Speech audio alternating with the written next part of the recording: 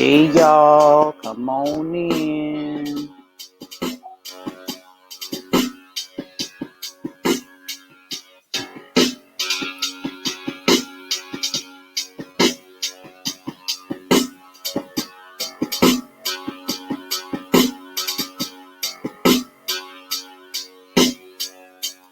Come on in. No sweat, tears, something many years, fucking do it for the culture.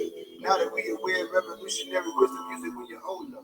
Better move of mind, do it all the time, standing on divine shoulders.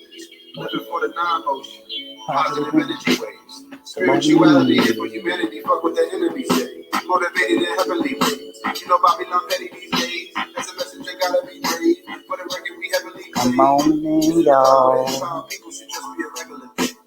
White supremacy, oppression, find and overcome all that. Get a poverty, depression, find and overcome all that. Any negative reflection, find and overcome all that. And you know what it is.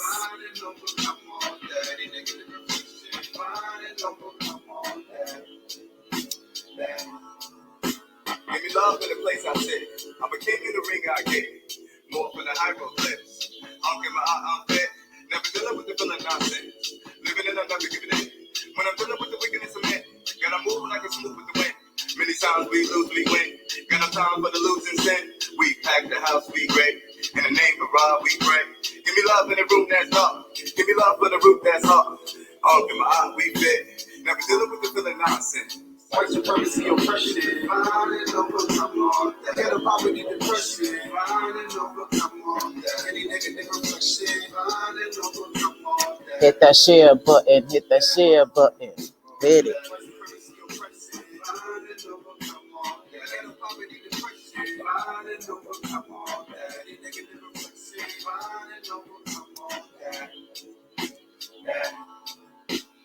Nappy head, dirty t-shirt, more sneakers to my feet hurt. Down by in from the dirt. Trapped in how society works. Known criminals in the day of birth. How they label me, it never fades me. Brush it off, keep it pushing up. For the people who I do it for. Out the trenches where we pushing for. So the time now when we on go. Black matter, so I start glow.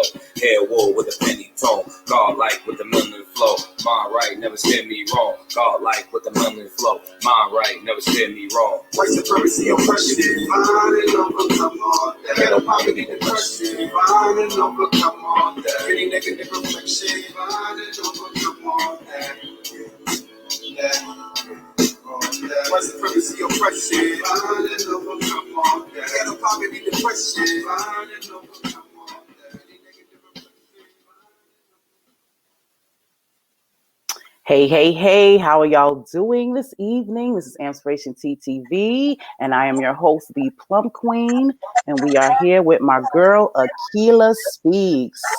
How you doing, sis? How you doing? I'm good. Awesome. How are you? Now, I know you want to look at yourself while we doing this, but I can hear the thing in the background, so I can hear myself talking. Okay, you can hear. Yeah, I can double hear us. Yes.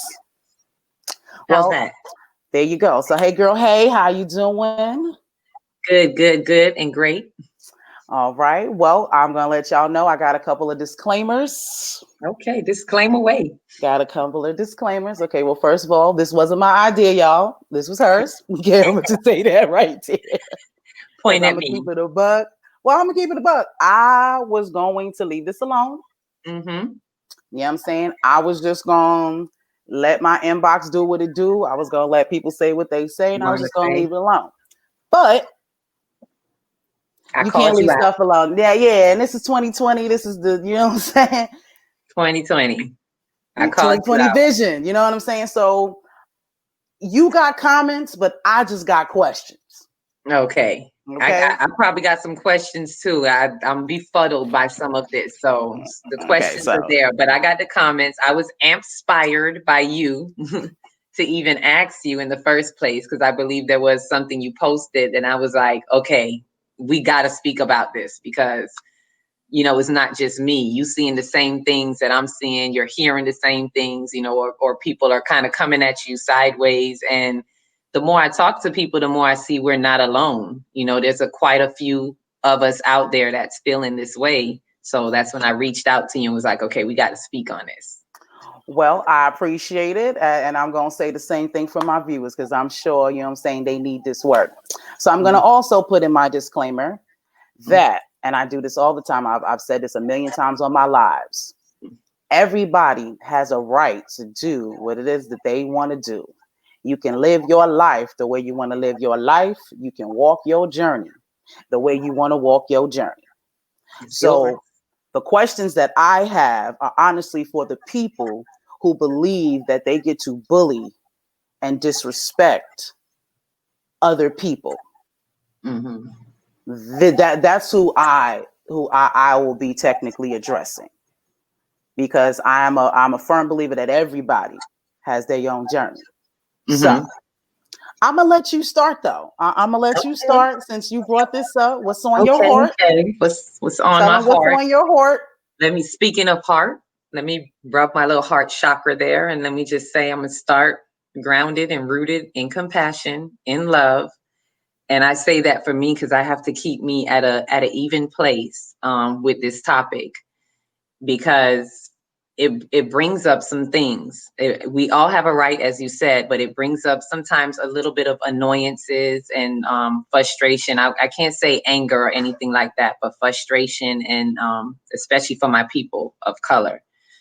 Sometimes I do get a little frustrated with it. So I'm just want to stay in that place of peace, that whatever I speak, I'm just emitting love, shining my light, and sharing the truth, and let the chips fall where they may. So I say. Ashe. So with that said, going into this topic, very heavy pill to swallow, big topic. Don't really like to talk about politics and religion too much because it can go everywhere, but definitely is politics. To vote or not vote, that is the question.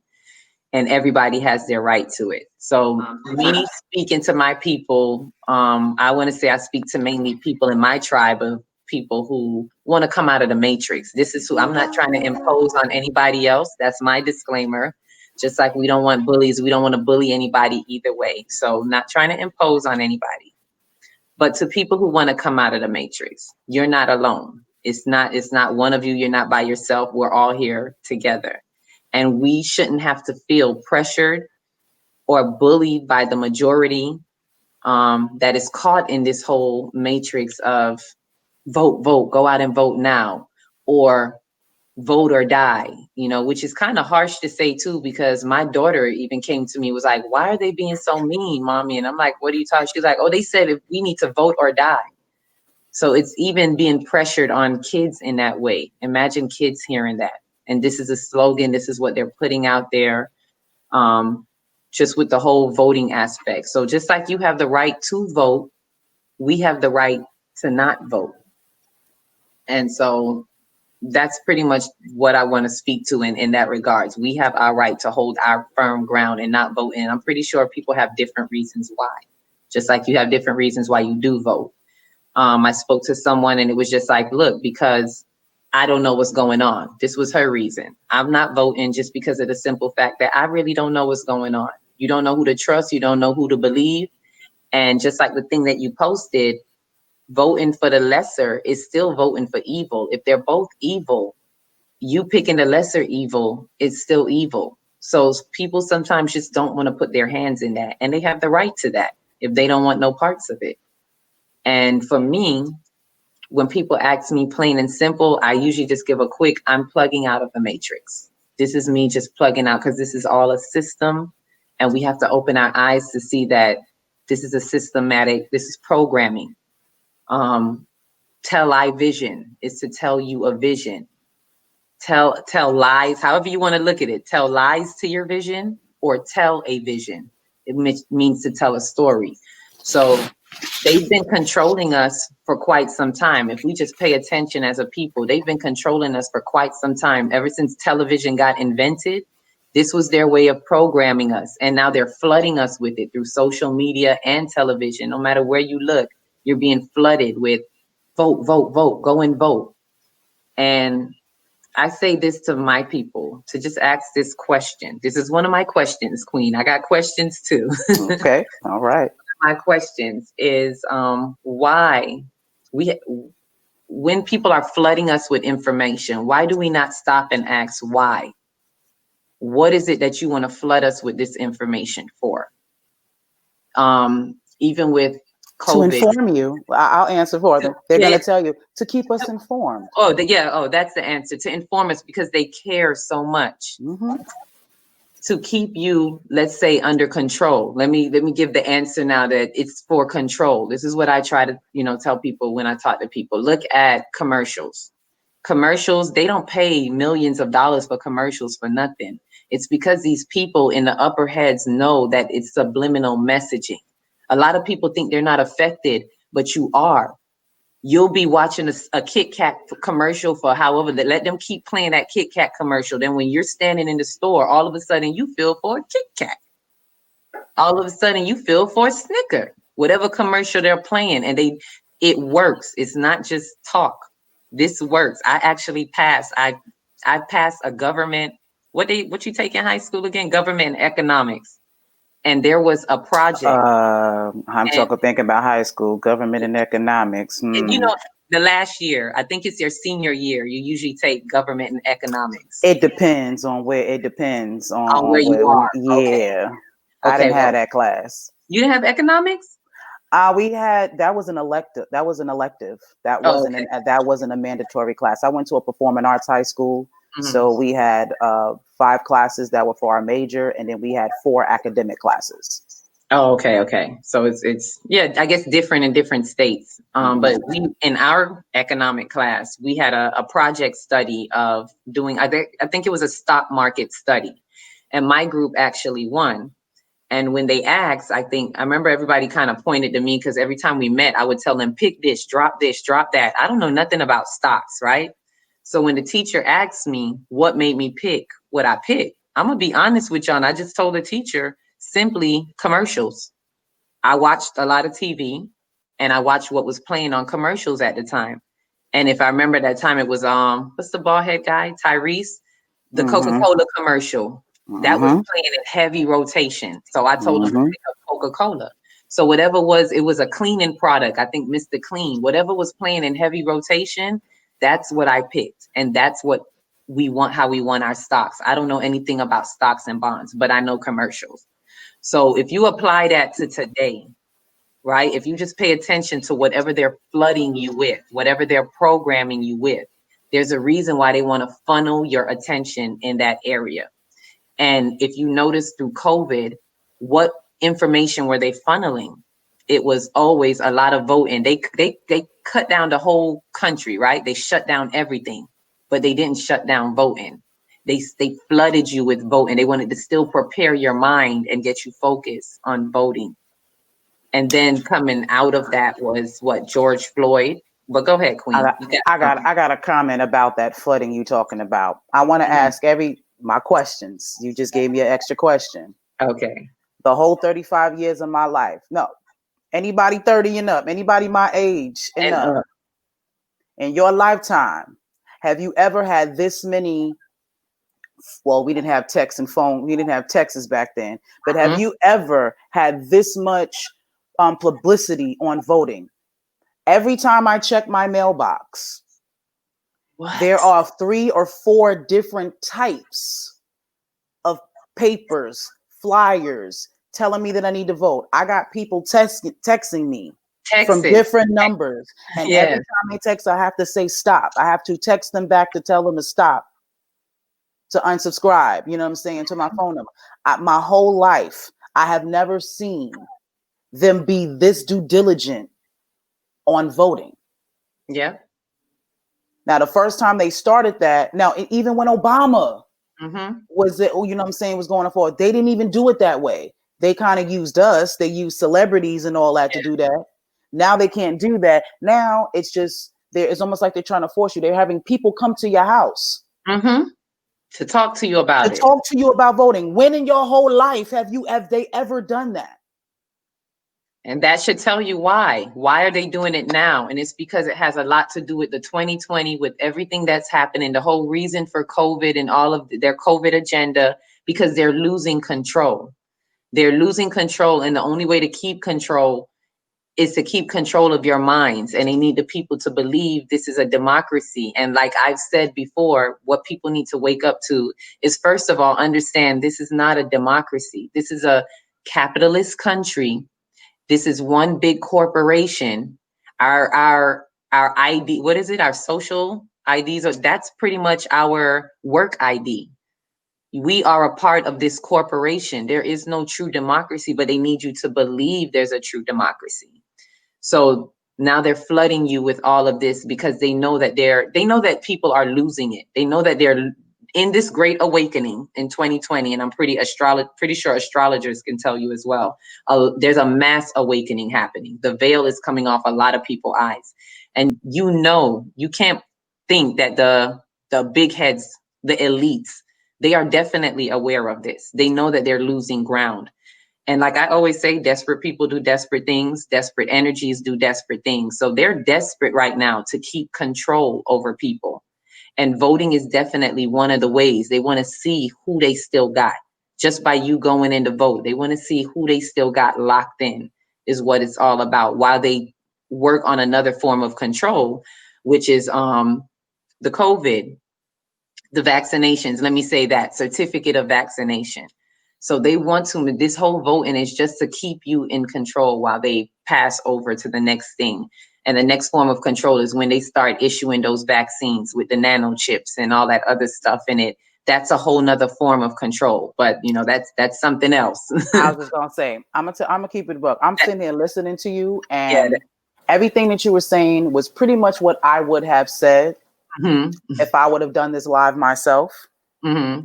And the reason why I didn't is because everything you're saying is 1,000% true. But all of the naysayers right now, they're talking about you're crazy right now. Oh, yeah. You're a conspiracy theorist. You don't know what you're talking about. And this is why I got questions. Yes. Give those. Because if you can't answer these questions, like, all right, let me get to a question. Get it. You have, matter of fact, let me get to, I'm learning, y'all, this is going to be the first episode where I get to share the screen and I can show y'all some stuff. All right. Let me just give y'all a rundown. Let me give them some facts, things that they know. Okay. Now, you're talking about equality. They're talking about our vote counts. Yes. Right. And we need to put people in office to represent us. That's what everybody's thought process is. If I vote, if we all come together and vote, that we're going to get the right people. We just need the right person in these seats, and then everything will be all right. All right, well, let's take a look at these seats, though. My disclaimer, I'm new at this, so if it look weird, bring in the facts. Yeah, let me, here we go. That ain't the picture I wanted, though. Let me get to the picture that I wanted. You can see what I'm doing right now, right? Yeah, I can see it. Okay, awesome. That means that they can see it. I can see it. You all can see it. All right, representatives. Now, even before I do that, actually, let's go back to that picture.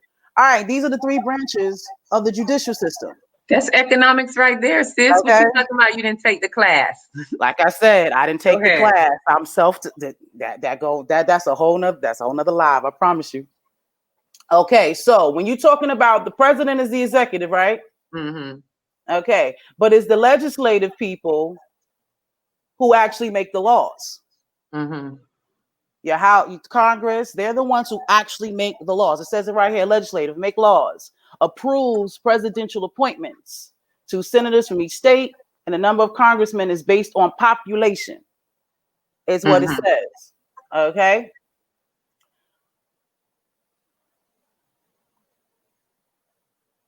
Let's look at the demographics of that. You have the House of Representatives and the Senate. They all make up Congress, which is the legislative branch. Okay. These people are supposed to represent us. And you say that when we vote these people in, they're our representatives. But I want you to look at those stats. You got 339 white representatives. You only have 46 black representatives. You only have 33 Hispanic representatives, 10 Asian, and 3 other that they didn't even think to mention. On the Senate, you have 90 white, 3 black, 4 Hispanic, and 3 Asian. Please explain to me how this represents us. How is that equal? All these people, 435 people that hold these seats, and these are the ratios of the representation. Which is still all white. And it's 45 presidents, sis. 45 presidents have gone by, and these are the stats. Please tell me why would I think that I'm representative? Here's another question for you guys when you're talking about elections. No, not even. We're just going to go back to that Bing situation. The Electoral College. The electoral votes, right? You bringing up that one? Yeah. Yeah, because that needs to come up. This is the law. Right here. Mind you, this is from a Google search. That took about a few seconds. The Electoral College, the system by which the president and the vice president of the United States are chosen. Let me say that again. The Electoral College, the system by which the president and the vice president of the United States are chosen. Exactly. And that points to, I'm glad you brought that one up, because when someone asked me, I took it back to there. I said, let me tell you from when I plugged out of the matrix, to be honest, this is not new for me. Plugging out of this whole political matrix was back when Bush won the second term. This is when the reality hit me and the blinders came off. When Bush won and everybody had voted against Bush, I believe it was Bob Dole at the time, but everybody was shocked. How did he win? This was everybody was so shocked how this man won. And this is when they gave us the excuse or the reasoning that because the popular vote doesn't count, because you could clearly see that Bush had lost the election, right? But he won still. And this how everybody was confused. But how? Tell me how. So their answer that they gave us was, well, due to the electoral vote. So this is where the reality sit into me at that time that, oh, so our vote don't count. And I'm sure I'm not the only one, because I was hearing this all around. This was the new wave around that everybody was saying, so what's the point of voting? Everywhere you go, this is what people was talking about. What's the point of voting? So I'm pretty sure that they knew that as well, that this knocked out a lot of people's belief in voting. And they need you, believe it or not. People think this is light, but the government needs you to believe in their democracy. If anybody has watched Olivia Pope, what's the biggest thing on Olivia Pope? They put this stuff in our face. If you watch it, they'll tell you Olivia Pope will die trying to keep the republic alive, trying to keep people believing in the Democrat and believing in the republic, period.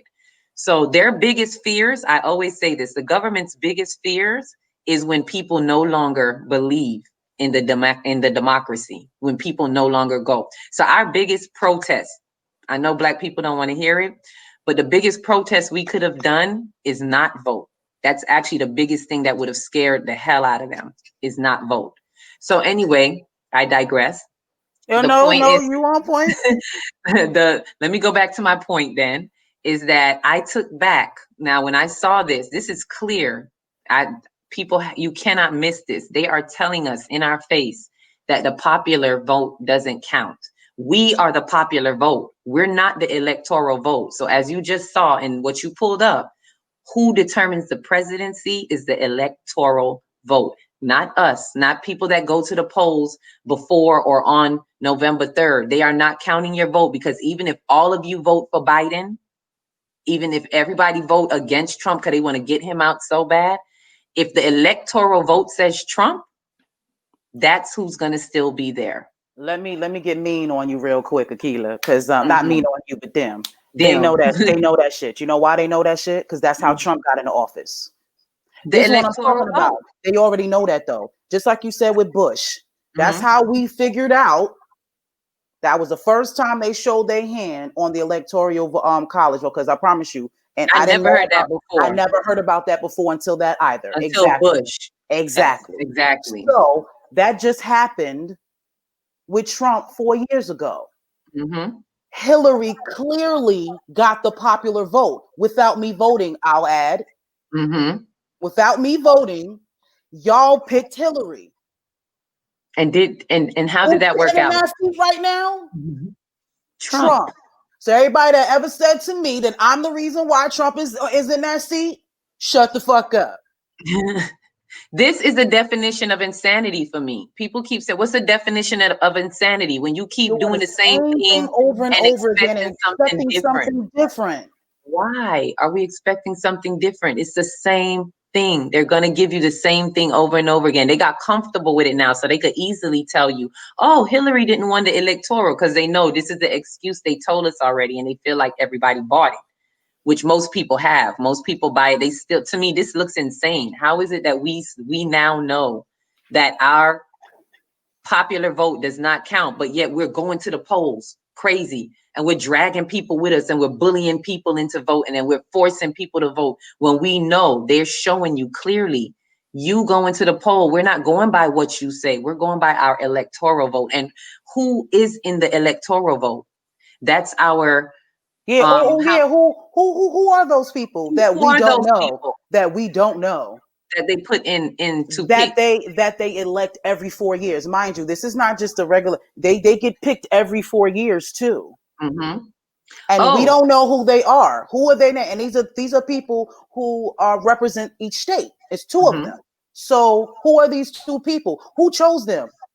This is why they say the electoral, from what I understand, the electoral vote is people like from our states, our local people. This is why the next thing that you'll hear people say is, oh, that's why you got to vote locally. No. That's why you need to vote locally. 2 people gets to represent a whole state of different types of people. I'm from New York. Do you know how many types of people are from New York? 2 people represent, but this is the madness. 2 people are representing every nationality, every group of people who have different needs, different wants, different everything. This is the madness. This is what they want. How, Sway? How does that make sense? I got another question. Go ahead. Why are there only 2 candidates? Oh, miss me with, oh, you can vote liberal. You can vote this. No, when we see them debates, you see 2 people up there. You only see 2. They don't have, the last time I remember an independent party. I don't know if you remember, but Ross Perot. Yeah. He ran with Bill and he was independent. That's the last time I remember actively seeing a whole different party running. Why aren't there every party that's on that ticket? Why aren't all of them on there talking their case? Why aren't all of them debating? Why aren't all of them putting out what it is that they're going to do for the country if they get picked? Why is it only 2 people that gets to get on camera and talk shit? Because it's all about that 2-headed snake. It's all about the Democrat and Republican, and this is what they want to push. But I thought this was a democracy, though, sis. I thought this was a democracy. It's this why I said it's no true democracy. It's the democracy that they want you to believe in. They want you to believe you have this voice. They want you to believe you have this choice, but they're giving you a choice. And I gave this example in one of my lives, and it had to do with, I asked you about earlier about Papa Duck. If anybody know about Papa Duck, you can listen to something that he posted about it, which it looked like the image that you posted with those 2 people at the poll looked like 2 slave owners. This is what they put on for us. They gave us a choice. So follow me, if you will. We're on a plantation, and one of the ways to control the plantation was to put 2 masters here. And now they called all the slaves together to say, hey, you guys are now free. You now have he told the guy, don't say nothing. I'm going to talk to your slaves. No matter what I say, don't say anything. Don't disagree with me. He told the slaves, you are all now free from this point on. But Matt, you can choose from this master or this master. This is what he said. You don't have to just be working for this master anymore. You can choose from this master. Let me give them a name, Master Sam and Master Tom. You can choose from these 2. You're going to vote who's going to be in charge of your plantation for that day. And since none of you know how to run a plantation, they're going to be in charge, and you're going to be employees that report to them. And This is slave mentality. This was set up from back then. And this is the two dresses that they give you. This is what politics does. They give you two dresses. They make you feel like you have a choice, but it's really this or that. And very simply put, I paralleled it to like when we parents, if you're a parent or godparent. I'm glad you said that. Yes, I'm going to give you a parenting technique. This is a parenting technique where, let's say you want to make your child feel like they have all the choices in the world. And you don't give them the choice of everything in the closet. You take out this or that. And you say, now you're going to choose what you want to wear. You can wear this or you can wear that. And, oh, mommy, I want to wear that. Good job. You chose it. Here you go. Make them feel like they had a choice. Wasn't a choice at all. You gave them their choices. You gave them their choice. So this is essentially what they're doing with the whole Republic, Democrat. This is our two dresses. You can do Democrat. This is what the government is doing to us. Here you guys go. You can choose. You can do Democrat or Republican. But either way, you got to pick one. So do you really answering questions, you answering questions. I got questions, you answering them. You answered the question. So let me ask you a question. Why can't we swap them? Why is it that when you have two unqualified people running for office, why is it that we can't swap them out?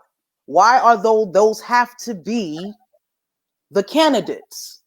Oh, because Trump obviously was not qualified to be president. So why was he up for it in the first place? Let's look at qualified. Let me give it to you. I know some people ain't gonna like this and probably want to call me conspiracy theorist again, but I can only give my truth. We have to understand that they're handpicked. Just like you heard the term handpicked Negroes. I was watching something on that earlier. We have these handpicked Negroes in our society. We have these handpicked presidents. I call them puppets, to be honest. Ever since I learned about the Bush thing, I realized that presidents don't really have no power. They are puppets for something that is behind them, the elites that are behind them. They are handpicked. So believe it or not, Trump was just as handpicked as anybody else. He's doing exactly what they need him to do, to be an ass in that office, to say whatever he want to say. And certain presidents, I don't know if you noticed, but there's certain presidents that can get away with saying things a little bit more than others. Some have to be more constrained. They can't like even Obama. I love Obama. I love his charisma and everything, but Obama was also handpicked as well. The biggest handpicked Negro, to be exact. And he can't say the things that Trump can say. Nope. Let me tell you, if people are being wise to pay attention, this is how you know which presidents have a certain allegiance to the elites. That means they're more in the inner circle than the other president that can't really say much. So remember, Trump is a money man. Trump is also a part of one of the elites and whatnot. So he's closer to the elites that's working behind the fields or, behind the scenes that we don't see. The ones that are actually running the government, not the president. This is one thing that we're fooled to think, that our president is running everything. They're not running nothing. They can't even pass a law. Just like that thing you just put up. If the president want to do something, this another way how we fooled. If the president wants to do something, it has to pass through Congress and all of that, like what y'all seeing going on with the stimulus checks right now. It has to pass through all of them. He can't just come out and say, hey, I'm president and I want to do this.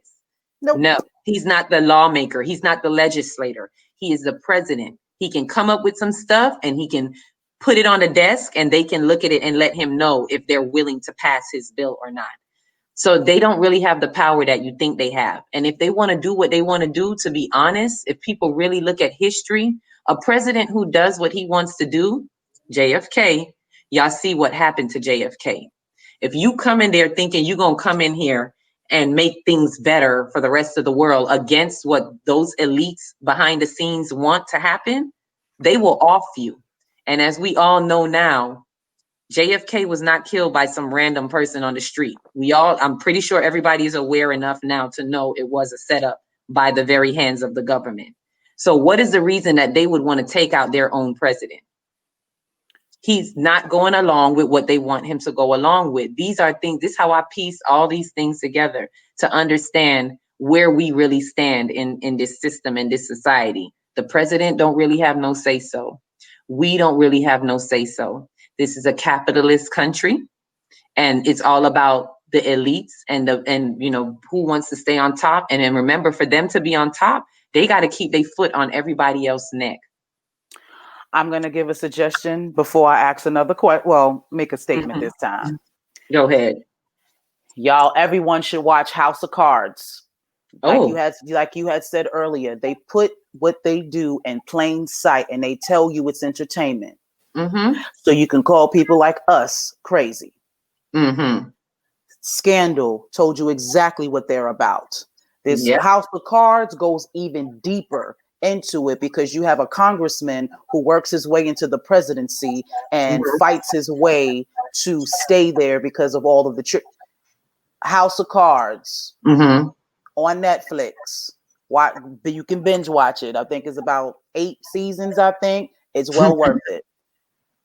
That tells you exactly what the government and how they run, what they do, and why. Yep.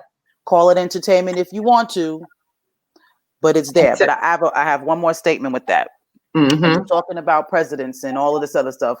For the folks who say that people like us who don't vote put people like that in office, I have a question.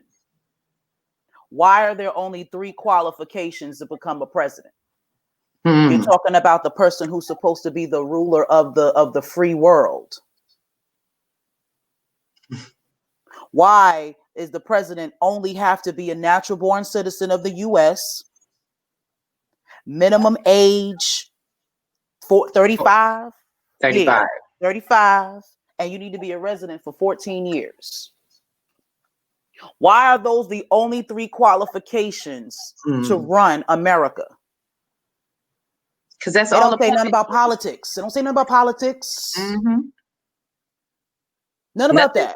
Nothing about political qualifications, right? No, you ain't gotta have no type of legislative, background. You don't have to be in another political, like work your way up. You know how like when you're in law, you become a paralegal and you work your way up. Like Trump. You don't gotta have. Look, Trump was a reality show star, and I mean, of course, he's an investor. Everybody know him for Trump Towers and being an investor and a money man and all of that. But money. When did so all you got to do is have money to be president? So that means that technically, I'm gonna keep it a buck. No. Technically, I can run for president. 35. I was born in the United States. I am 35 years old, and I have been living in this country my whole life. So you're qualified. I am qualified to run for president. Why does it only take those 3 things? Because they're puppets. That's it. They don't have no real say so. This to prove to you certain things that they're just puppets. But I wanted to go back to when you said entertainment, because that just kind of stuck out to me. Let's look at that word, entertainment. Enter and tame. The entertainment is also like distractions. This is another thing I want our people to look at. Look for these distractions. Even this political debate is entertainment. And these things are to enter, and basically, if you look at tame, is to keep, like maintain, sustain, all of that, to keep. So it's to keep you by entering your mind with whatever the entertainment form is. So that's another thing that we need to look at, what we watch and how they use entertainment to keep our minds off of it. Notice why everybody was staying home through COVID. They had everybody hooked on Netflix, whatever, be entertained by whatever you can be entertained by, including the politics, because it's to help keep you distracted from whatever is really going on, preparing us from what's really going on. And, so we got to break a lot of illusions. That's another thing I wanted to get to, that, why they're doing this to us, why the government is setting us up like this, us people. We might even want to ask people that ask us, the conspiracy theorists, why do you think that? Because it's all about a illusion of inclusion. I needed to get to that. There you go. We have to look at, they're giving you the illusion. If you might say, okay, why do they need us? Why they need our vote? Let's look at that. We're the minority. And I say this to people who swear we the reason that because all the black people came out to vote, that's how Obama won.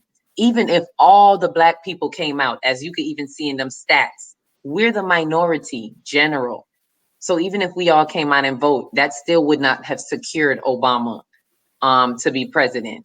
They lined it up so that it can be so. We just need to be real with ourselves. Let's not kid ourselves and act like because all the black folks came out, that's how he won. They need us. When you ask, okay, why do they need us to believe in voting? That was the question that I had to ask myself. Why do they need us to believe? They need to create a whole illusion of inclusion. They need us to feel like we are that included. Look, you got a black this. Just look at what's been happening from 70s, 80s and up. A black, your first black this, your first black that, whether it be judge. Oh, we got black people that are police officers. All of these things are illusions of inclusion. They want you to feel included. And let's not kid ourselves. Let me take it a little bit deeper. It's not even just for us. You think they're doing it to be fair to us or justice for us? It is also for their white people that have been slipping. They need to keep them intact. Remember, a lot of, when I say slipping, I mean like the white people that are becoming more, let's say black involved. Because even if you look at the last black involved, yeah, that's the best I could come up with right now.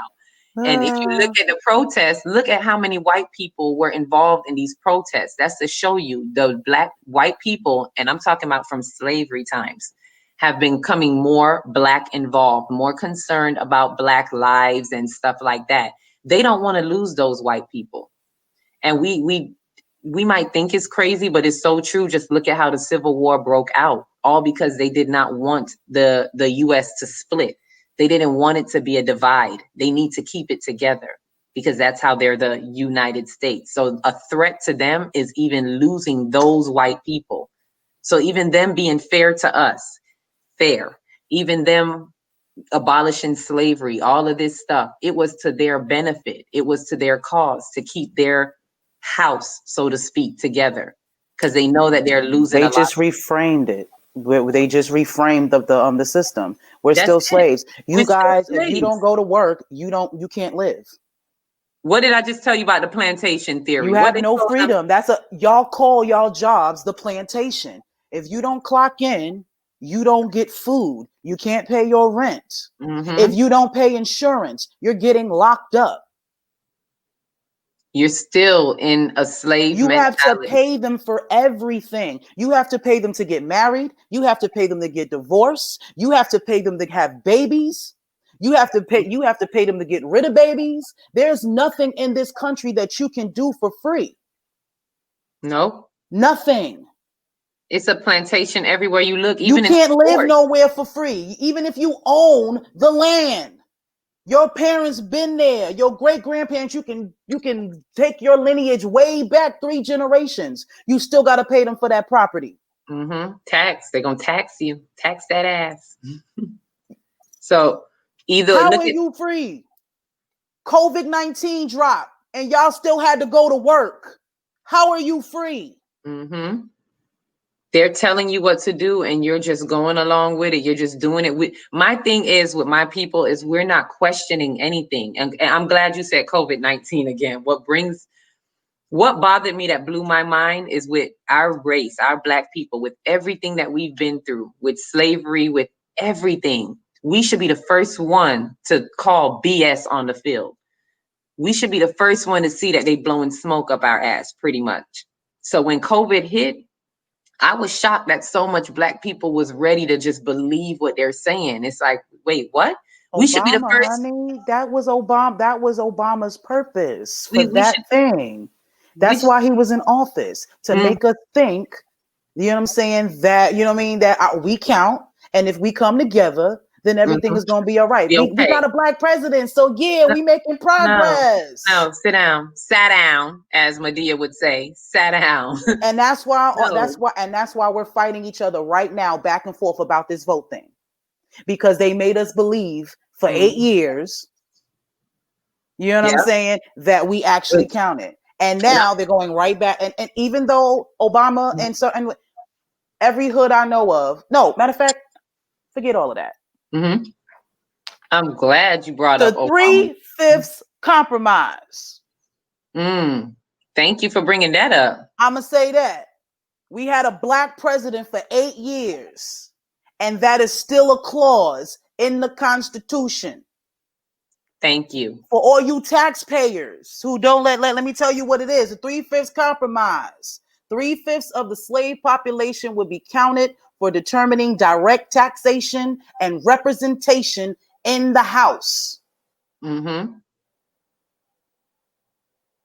In the House, in the legislative, mm-hmm. Who makes the laws. And that 3/5 compromise is part of what even, man, people, if they really do their studies, it's why we got the Sankofa back and look at what really happened. But that's really what had a lot to do. And I had to explain this to my mom because, you know, coming from the islands, they really don't know the history of what really happened here. So that had a lot to do with the beginning, I want to say, of that started the Civil War and stuff like that. Because once that dropped, that 3/5 compromise, that was something to do to help like tax in the South. Something to do with help. It's kind of like restricting them. I'm trying to say this in the simplest form, but kind of like restricting them with their slaves and everything. And they weren't having that. And they was putting that on the South because the South was coming up. This is what you call new money. They was coming up because of all the slaves they had. So as a way to kind of clamp down on them, this was also put in there to clamp down on them and their slave ownership and how they pay taxes on these slaves. So it was to tax them on that. And this is when the South started to rise up like, hell no, they not going to, you know, they trying to mess with our money. So how about we just secede from, we going to come out of it. This when they started to plan. Another question. That plan, that this is what stumbled onto the whole Civil War. And people think that it was over. I grew up thinking the Civil War was over like to free us. And it had nothing to do with freeing us. We just happened to benefit from it. It had nothing to do with trying to free us. It was a strategic move that the Northerners used in order to win the war, because what better way to win the war than to have some people that really gonna fight for their freedom? You get these slaves and you tell them, hey, you're gonna be free. Makes a lot of sense. If you fight, you're going to be free. So who gonna fight harder? The people that really want to be free. So they knew they was gonna win the war. Sense. That absolutely makes sense. It was all strategic. And this, I mean, it blew my mind. This is why I say we have to Sankofa back.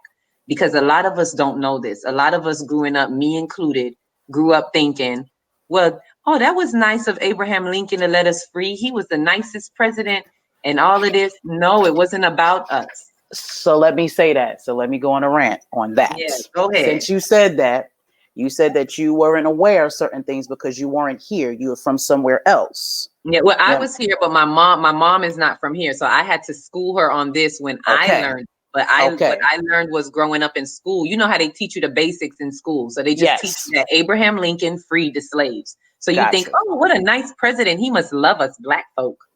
Okay. Now, that goes to show you, because most of the people who came at me about this situation weren't African Americans. Oh. They were melanated people. Okay. But not African Americans. These are first generation, you know what I'm saying, from whether they're from Africa, from Jamaica, Trinidad, you know what I'm saying, any other places, but you're first generation Americans. Yes. That's what I am. Okay, so you're first generation American. How old are you? Me? I'm up there, 40. Okay, you're 40 years old. 41. Birthday. Okay, you're 40 years old. You look great. I'm planning on looking like you in 6 years. That is the plan. So your parents wouldn't know about the civil rights movement or any of those things because they weren't here. They weren't here for that. Right. So I got a problem with people whose parents weren't even here doing that. Your ancestors and your peoples didn't fight for none of these civil rights that you're talking about. All those who say that, oh, our ancestors, they died for the vote. Not yours. They did not. Not yours. And not yours. Not yours. Not yours. You weren't here. You're actually just benefiting. You know what I'm saying? Off, you know what I'm saying? Off this fuckery. You didn't actually go through that struggle. Nope. So to those people, you need to shut the fuck up. They have to, these are the people that if you're not willing to look up and know, see, I'm a sojourner of truth. I'm about seeking truth. You can't come and just speak stuff if you're not willing to really dig deep and find the truth. For me, even though I'm first generation born here, I'm always willing to dig up and I want to know the truth. So if it's, as soon as it's revealed to me, I found out in an African studies class in college, not in regular school, but in college is when when they give you certain facts and you kind of put it, you like, oh, so that's what really happened. Oh, okay. So this had nothing to do with us. You gotta pay them. They indoctrinate you while as a child. Then when you get an adult, you have to pay them for the truth. Because the things they tell you growing up, our kids are so misguided. Black history that they're given, they don't even know. They don't have a clue. I've worked around other children. I've worked with kids for over maybe 15 to 20 years. And I'm always teaching them separately because they're not, they'll tell, oh, Miss Cass, we're not learning this in school. They didn't tell us this. Because they don't give you all of that. They give you what they want you to know, what they want to indoctrinate you with. So you grow up believing this illusion, a part of being in the illusion of inclusion. You're believing this whole fallacy. So it's not until you're willing to, this is why I keep saying we have to Sankofa back. But sis, before we can Sankofa, anybody who's doing any Sankofa work, we have to first break the illusion. We have to first be willing to break the illusion. And what do I mean by that?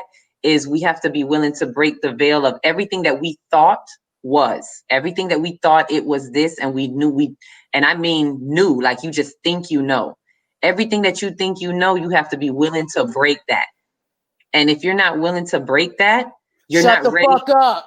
That, and you're not ready to Sankofa back. You're not ready to do the work. Because as I say, Sankofa means to go back and retrieve the information for what the truth is. But you have to, if it's not broken, when you go back, you're not going to even know what the truth is. If it slapped you in your face, you're not going to see the truth because you have not broken whatever the illusion is first. You have to first know that you've been lied to all your life.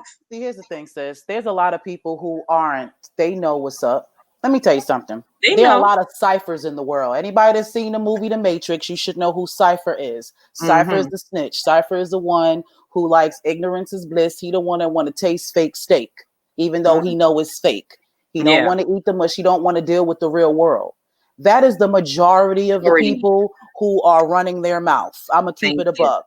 There are a lot of people who really don't know and, just really want to do the right thing. But there are people who know exactly what's going on, but you're comfortable. You have finally made your way through this system and you've made it work for you. And now you can't undo that. You don't want to go eating mush. You don't want to wear ripped up clothes. You don't want to be in the Nebuchadnezzar. No. You want to be in the Matrix. And anybody, that speaks against it is a problem. Yeah, because you messing up their comfort. And messing up their comfort. This is why I say be careful of your comforts. I'm the type of person that I've never been, I'm sketchy when things are too comfortable. I'm not trying to be too comfortable, too convenient. Those two words, comfort and convenience. I'm not for it. I'm one of the last people, matter of fact, that fought direct deposit. Simple stuff like that. I don't want it because it's too comfortable. And this is what people don't realize. All of that little technological stuff is grooming. This is how they were grooming you for what's happening right now. For them to know that they could shut this world down. Let me tell you something. The government ain't dumb. For them to know that they have the balls to shut this world down, they knew that they could do it because we're at a place where they know the majority is computer friendly. They know everybody's swiping cards. They using their phones to pay for stuff. They know that everybody's at that point. And they had been grooming us for years. For the past couple of decades, they have been grooming people with technology for such a time as this. So I'm one of those people that I just don't take it. Some of my friends would be like, damn, girl, you fight everything. I wouldn't go through the toll booth. When they changed the toll booths, I was like, I'm not doing it. I fight everything. Well, that's good because when it's too comfortable, I question it. I'm wondering why. Why are you making this so easy for me? You're right. We live in a microwave society, and that's the type of mentality we have. We want everything right now. Nobody wants to wait and take the process like nature. No, So that's how we're really supposed to go. Do things by natural, it's natural course. But we don't do that because we got microwaves. We know rice take 20 minutes. Mm-hmm. But nah, we want our rice right now. So now we got so you're nuking your food, and I still do it. I still got a microwave. So I ain't trying to come at nobody and not talk about myself. I try to use it less, but I got mine too. I do the same. I use the stove more, but all the comforts is why this is such a hard thing. Even with homeschooling, parents got so used to someone else teaching their children that they don't know how to teach their children. You don't know how to adapt back into that. Like you said, we're extremely comfortable. Yeah. And they're using that to their advantage. They're setting us up to control us completely. Because guess what? When you're talking about everything going digital, you know what I'm saying? Everything going on technology, they monitor all of that. Yeah. Everything. People, every transaction you make, they know you doing it. You can't do nothing on the sly. When you have your phone and this is another thing. People have their phone and they Facebook and everything. My location, my this, my face, this. Even when you do facial recognition to your phone, I don't even do all of that because that's going straight to their database. All of that is going straight to their big server database. Well, I'm telling you, honey, they are putting it in a position where you won't be able to have access to anything without doing it. Like even with me, I didn't like that either. But now they're making it harder for me to even get into my bank accounts on mobilely. You know what I'm saying? It is almost like they force me to have to give them my fingerprint. Let me show you how difficult I am, sis. Just because how you said that now, I don't even do that. Like my brother make fun of me because he's like, "You the only person I know still go to the bank." I go to the bank. I don't have nothing on my app. I don't do bank online. Like I may look it up online. I may go online to see, let me check what's in my account, but I don't have it on my phone. Nothing like that. I always kind of go the long way around. And reason being also for times like this, I'm learning how to detach.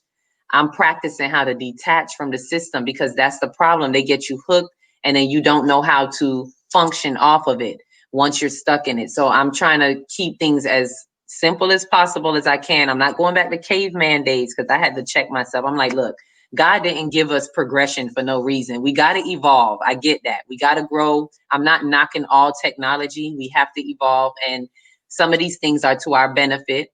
But there's a balance to it. And I have to learn what to detach from. Certain things I'm just like, I'm not doing that. I'm not going here. I tell people, I haven't been to Walmart since March.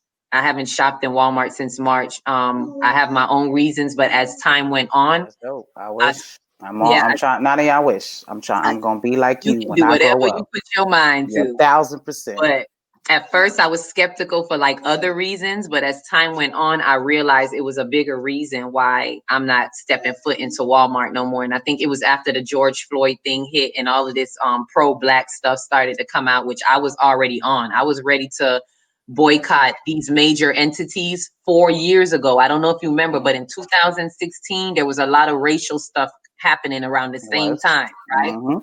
And I was ready to, there's somebody that put out, let's boycott these major stores for like 6 months. And do that every year. I post something like that every year. There's a post that circulates every year that I repost, and people do it. If we would just not shop at Walmart, if everybody in the world just not shop at Walmart for one day, just one. One day. We did it before. Montgomery, Alabama. But they can't seem to, that I was ready to do this. We don't do that, but we're not about to do that. We're not about to get rid of our comforts. We're not about to not be comfortable, and people don't understand that. That is the only reason why our ancestors actually got somewhere, because they were willing to be, we were already uncomfortable. Yeah. You know what I'm saying? So they was willing to be extra uncomfortable to get where they need to go. People walk to work during that boycott. Walk to work, carpool. They meant that they were not going to ride that bus since y'all did that to Rosa Parks. And that was for days. That wasn't this is what I try to tell people. That wasn't no 1 day, 2 day. That was like a week. Yeah, it was a long time. Days upon days of not riding the bus and all of that. And they stuck it out. But a lot of us today, money. we don't want to be, like you said, uncomfortable. Nope. We don't want to be without comfort. So a lot of us, our sins, like I put a post the other day that forgetfulness is the cause of a lot of our sins. Of all our sins, it's just a matter of forgetting, because all sin means is you made a mistake, you missed the mark, and we miss the mark because we forget. We forget about these things in history. We forget about the powers that we have. Nah, the baby. Oh yeah, the baby woke up, had a nice nap. But yeah, we forget she did about. Good. We've been in on a whole hour. She did good. She did good. So we forget about these these things that like Martin Luther King, like you were saying. And if we could just remember them, then we could follow in suit, and we can make some changes, make some differences. But these people today not willing to. We gotta I don't know what it is. We love ever since Black Panthers. Like Black Panthers was our last distraction. I love Black Panther. I'll watch that movie a million times, but those are their distractions. They give you a little bit and make you feel like, oh, you were a part of this. And then we go right back into, you know what I'm saying, into the way life really is. That was a movie. And then they show you who you are and what you should be doing. And you don't. Y'all, the only unity we did was come together in numbers to go see that movie. Yep. Entertainment. To entertain. You will spend money. You will come together. Even just that. That's the only thing that we like to come together with, is to entertain ourselves. Y'all will go to parties. COVID now. Did y'all take y'all kids out for trick-or-treating? They probably did. To go, you know what I'm saying? You about to have Thanksgiving. You about to do all of that because it's entertaining. You don't mind risking your life, spending your money on entertaining yourself, but you won't put that into saving yourself. Nope. And these are the things that confuses me, where we want to put our time and our money. Like I wondered that. I said, I wonder what everybody gonna do for holidays with all that going on. So when the holidays come, we still gonna spend our money, and it goes back into their economy. Like this is we're the black, what they say, black dollars. We spend the most. Black money, dollars matter, not our lives. And this is where our control would be. If we could control where we spend it, if we stop spending it in their entities, their enterprises, their Walmarts and so forth. Like I always say, I can't make nobody do nothing. I just know for my part, myself, something in me said, don't go to Walmart. And I just stopped. Something in my spirit was just like, stop going. And I stopped cold turkey. And I haven't been back there since. The fact that you said it like that, I stopped going to Walmart cold turkey. Cold turkey. Like it's a like it's an ism. Like it's an ism. Because I was addicted. Everything, when you think about it, I was like, everything is in Walmart. Walmart killed our mom and pop shops. People don't realize. And notice where Walmarts are. They're usually in the black neighborhoods. If you go to the uppity neighborhoods, you'll find Target but you're not going to really see Walmart. Walmart is usually in the black neighborhoods, or the brown neighborhoods or whatever. Out here in Macon, they're everywhere, but the quality changes depending on the area. Yes. So I live literally 2 minutes away from a Walmart. You know what I mean? It's terrible. Yeah, I have a bunch. I can't get quality anything. I do not like. Well, I'm learning how to grow my own food, and I found an actual farm that I can get fresh vegetables from. So appreciate that. But I never buy vegetables from there. There's certain things that I just will not buy there because I know that the quality sucks. But then when I go to the north side of town, even though it's still Walmart, because they got Publix out here and they got Kroger's. So it's like Walmart is number 3, Kroger's is number 2, Publix is number 1 when you're talking about quality and things of that nature. Then you got your Whole Foods and all of that jazz. Yeah. You know what I'm saying? But everything on the north side is better, cleaner, more variety. Depends on your location. Depends on your location, where you are, and the type of quality you're going to get. All of these things is what I don't understand. All of these things are common knowledge. You know what I'm saying? But yet you want me to vote. We act like we don't see these things. We act like we don't see. My common thing is just acting like we don't see what's happening around us with with everything, with even like, let me go back to Obama with what you said about Obama, because I wanted to put something together with that. After the Bush thing, I knew that when Obama ran, I knew what it was for. I knew it was because people didn't believe in voting anymore, and they had known that. So what better way than to get people to believe again than to make something impossible happen? A black president. So when he came in, and I knew when he was running, I knew, first of all, I knew he was going to win because they needed the people to believe. And secondly, I knew they wasn't going to kill him, because that was a lot of people's concern. Oh, as soon as he get in office, I hope they don't kill him. I knew they weren't going to kill him. Because that's to be expected. It was, yeah. So I knew that wasn't going to happen. And I actually, even though I didn't believe in voting no more, I actually went out to vote for Obama, just to be, I'm just going to be 100 with you, just to be a part of history. It wasn't because I knew that, it wasn't because I knew my vote was going to count. It was just like, I knew he was going to be president, and I wanted to be a part of the historical moment, simply put.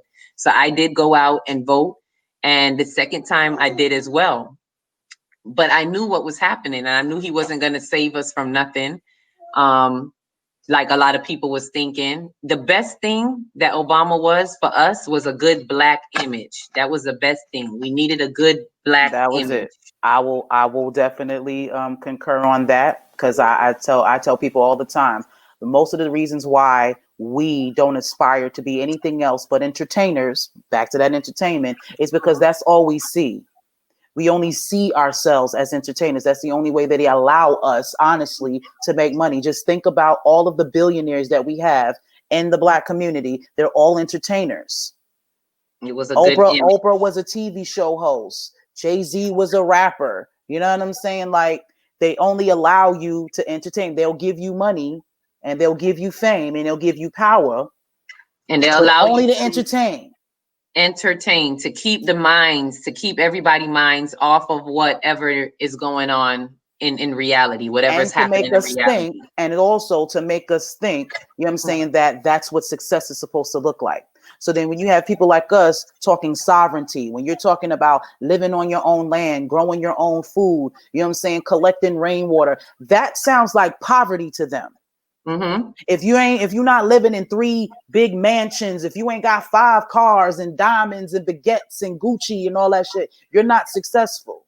Illusion of inclusion. You know what I'm saying? Not understanding that continues to make you a slave. This is why I don't, you know what I'm saying, these celebrities just come off my list, because they can't do anything for us. They can't say what they, even if Oprah and all of them wanted to be for the people, they can't, because they will be canceled. That they wouldn't be billionaires anymore. They will take away all of their endorsements, all of, everything that makes them money. They will shut it down. Ask Nick Cannon.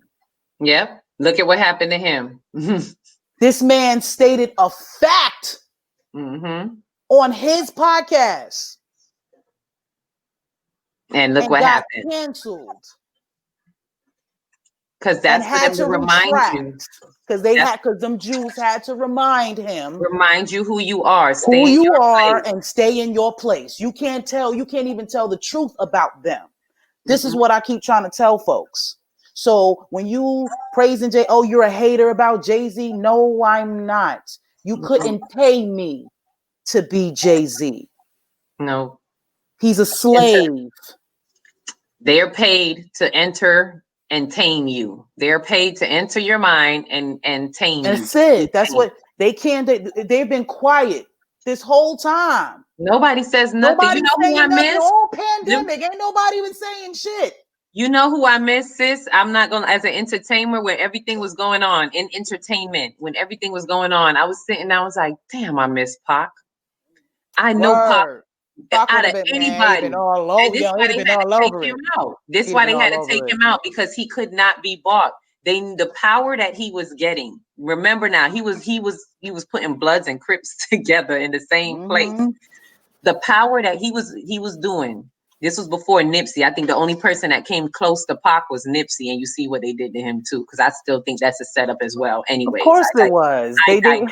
It's just common sense. You can see the evidence. It's in your face. It would be different if there were people, actual activists who were successful.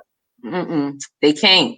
Anytime they start, if they in entertainment, if they gain a platform, if a Black person gains a platform, you have a limit. You can only do but X, Y, and Z. So when you start to go beyond your limit and off they script, this is when now they have to off you. This is what caused Pac's death. And they allow it, and we allow it because we follow what they say. Because we follow what they say. Because how can we how can you cancel an individual who got fans? Thank you. If you got all these millions of people who watch your show, who listen to your music, and all TV got to do, all somebody got to just say something, and then they're not your fans anymore. That's it. And people actually turn their back on him and everything. And it's like, even, oh, that's somebody I wanted to bring up too. Even with Ice Cube, a lot of people, and that has to do with politics as well. All of this that we've been talking about with Ice Cube, would like to invite people to look at, because I watched it and I was like, let me hear what Ice Cube's saying. Which, to be honest, it really didn't matter to me that he was sitting down with Trump, because like I said, you already see how I feel about politics. They all puppets, they all playing their part. So I'm not all bent out of shape when Trump say or do things. It don't make or break me. But when he went to sit with Trump, I see that everybody was all bent out of shape. But when I watch his interview, it's very simple. He said he put out a Black agenda, and he posed it to both parties. One party said, wait till after the election. One party said, let's hear it out now. So he sat down with that party. It doesn't mean that he's a Trump supporter or nothing, but now that's what everybody have him cast off as. He just wants whoever is going to listen to the Black agenda. He don't care about all that other politic nonsense. It's just, are you willing to sit down with me or not? And everybody takes that and run with it. Oh, he another Kanye. Oh, he in cahoots with Trump. How can you be Black and be for Trump? Let me say this too. This is another thing that gets me. When people act like you have to be a Democrat. I'm not into the politics like that, but let me talk politics right now. When they say that you have to be, it's like, oh, you're Black, you have to be a Democrat. That's crazy to me as well. Because once again, if we do our history and we look back, the first Blacks were Republican, and why the ones that were freed from slavery, because who freed them? The Republicans freed them.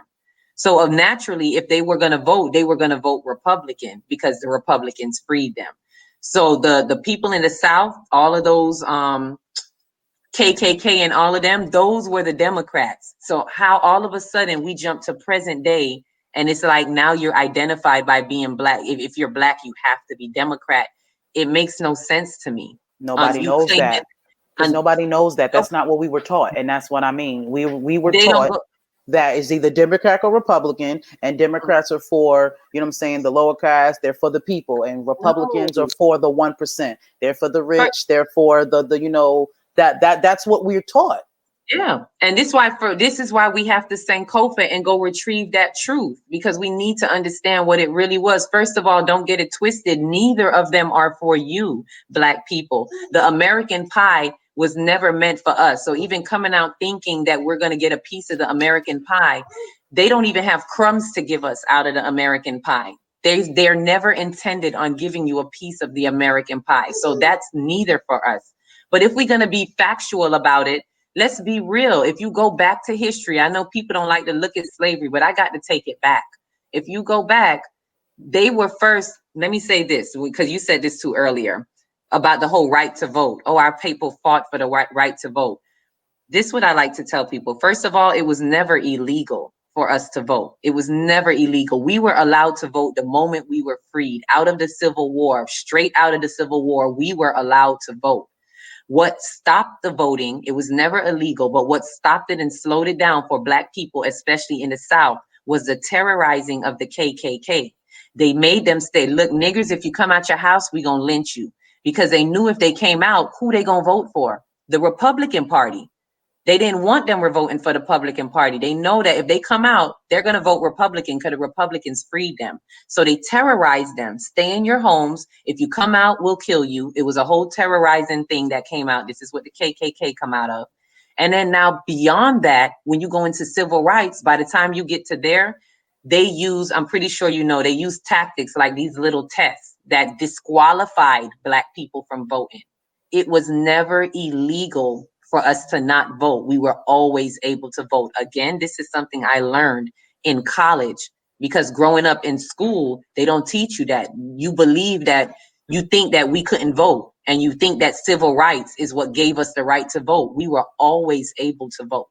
So let's throw that fallacy out the window. So this is my thing for people, because like I said, I had a disclaimer at the beginning that you can do what you want in your life. If you feel like voting is what you need to do, then by all means do that. But what you need to do is educate yourself about it and not come out your mouth to other people. That's my point. I'm not here to do, because as far as I'm concerned, our vote doesn't count. So I could care less if we were able to or not, because all we did was sign up for something that had nothing to do with us. My friend Tanya Smiley said that her mother told her this when she was teaching her about voting.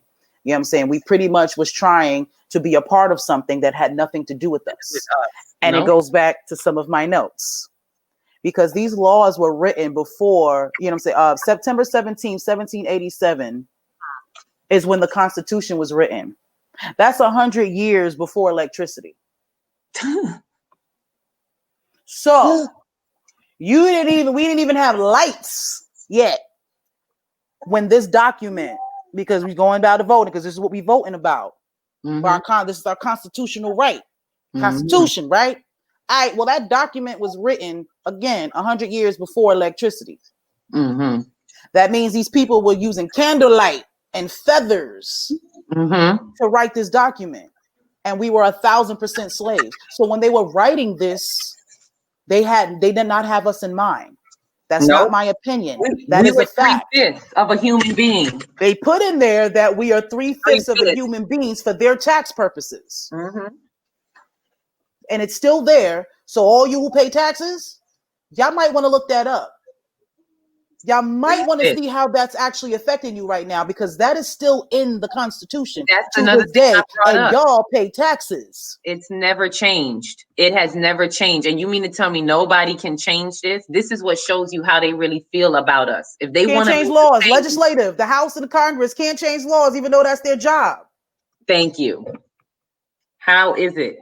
How is it then you can't change this 3/5? If you really want to do something for the Black people, if you want to show something, you would at least say, you know what, let's change this 3/5 rule. Let's at least look at them as more human now.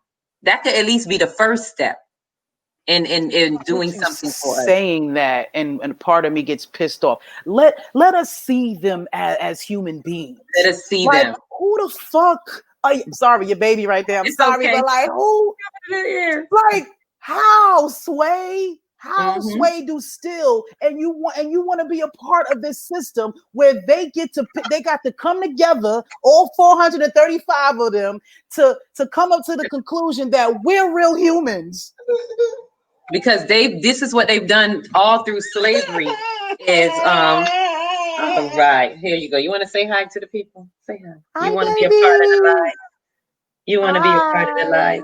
This is what they've done all through the dawn of slavery, is to even what allowed them to feel justified in themselves to put us in slavery is to dehumanize us, to look at us as less than. We're savages, we're this, we're less than human. They've even wrote it, I wish I could find it, but they even wrote it somewhere in some congregation somebody was telling me about. That's something I have to look up. If I find it, I'll get it to you. Please do.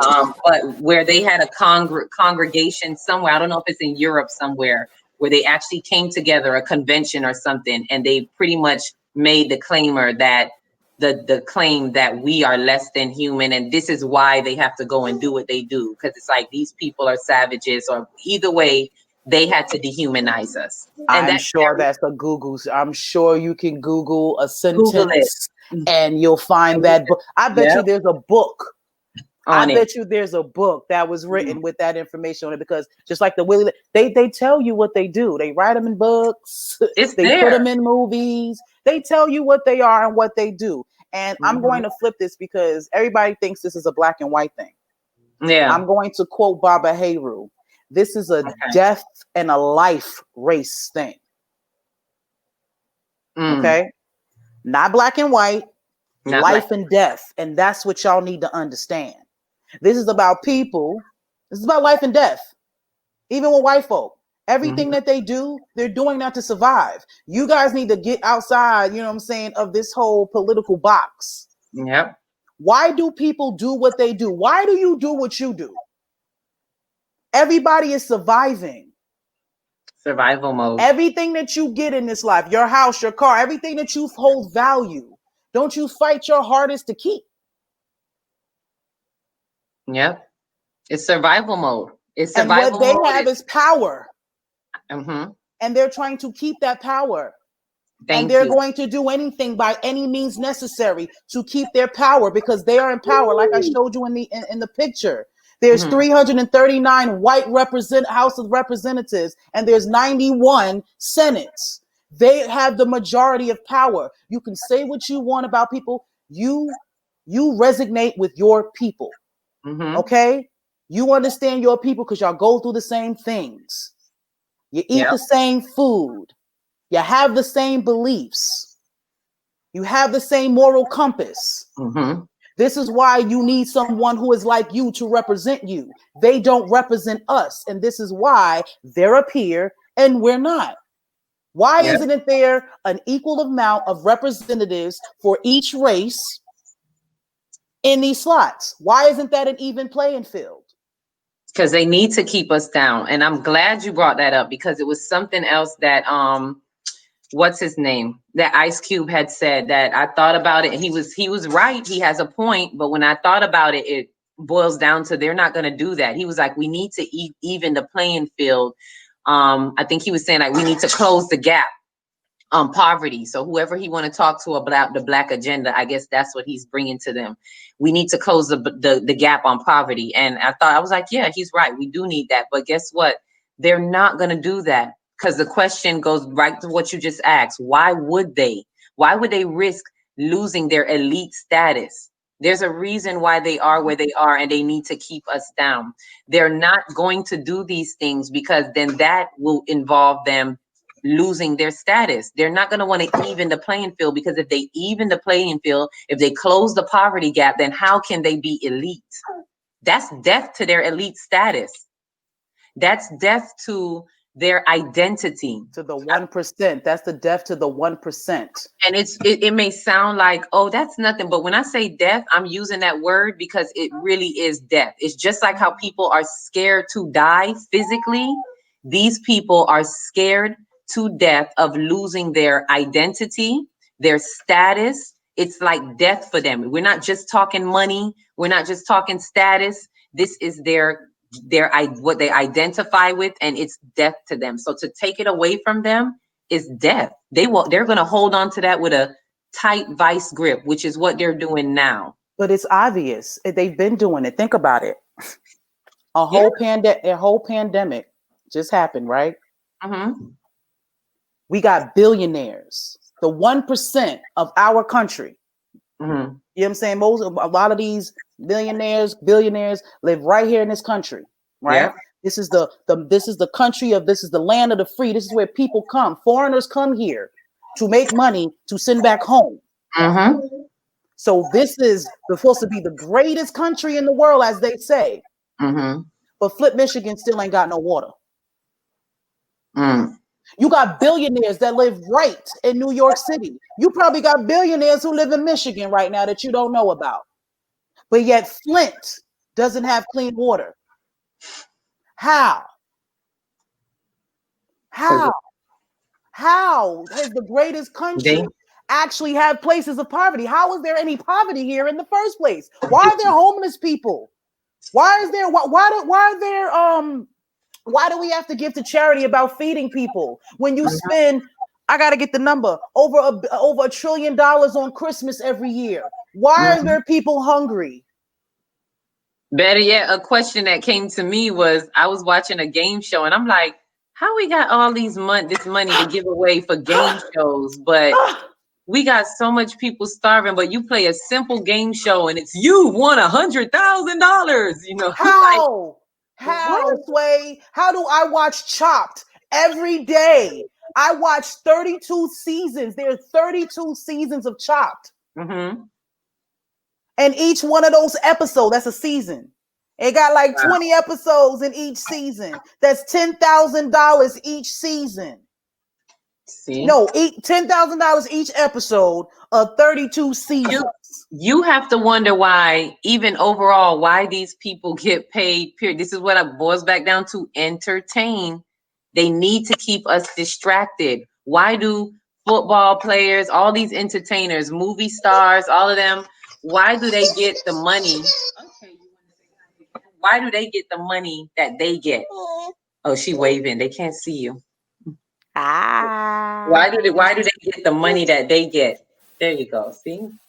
Hey, baby. Because it's to keep you locked up, keep you blocked, keep you stuck, not questioning too much. They want you to, whatever they give you, like the good little sheeple that you, I'm not gonna say we, whoever is out there that wanna fall and follow what they do, the sheeple.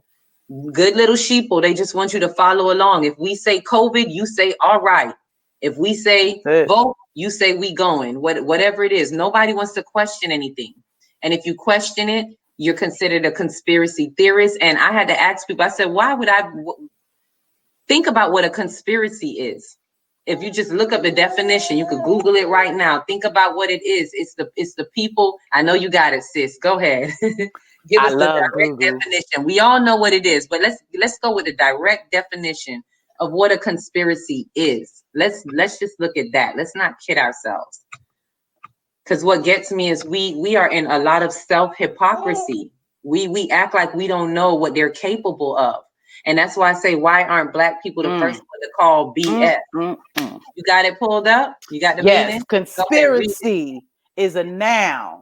It is a secret plan by a group to do something unlawful or harmful. Or harmful. Thank you. That's a conspiracy. That's a conspiracy. So you're mad at me. I saw a meme like this too. You're mad at me and people like me for calling out the conspiracy. Those are the people that want to create harm to all of us. They are the ones that creating the conspiracy. So now if I call out BS and I say this is what's happening, if we whistleblowers blow the whistle, now we're the conspiracy theorists, and we just get cast off as conspiracy theories that we're just putting together. And then I have to look at another thing. Why is a theorist? Why am I downcasted then or discredited, even if I'm just called a theorist? Why is that? Works because seeing as how in science, don't you start off with a hypothesis? Thank you. I was just gonna say that's how science works. You got to start with a thought, and then you do research. It starts with a theory, and then you do research to find out if it's true or not. So what is wrong? Since when did conspiracy theory become such a negative word? I'm glad that I could be a conspiracy theorist, because that means I am theorizing. I am thinking about something that is happening, a conspiracy, something that's meant to cause harm to a group of people, a conspiracy. So now that I'm being the thinker that thinks the thought, now that I'm the thinker, I'm the one that's cuckoo or whatever. This is why we have to look at these terms. That's why I said people do what they do on purpose. They're mad at us because we're questioning everything and they won't. Yeah. So they're upset. You're upset because you won't do that. Yeah. But again, I'm breaking up your bubble. Because you're messing up their comfort. Like they're like what you said, the cipher. They're comfortable and their ignorancy is bliss. Why you messing this up for all of us? That's like the Negro on I forgot what slave movie, Roots. That's like the comfortable Negro, like you ain't gonna mess this up for me.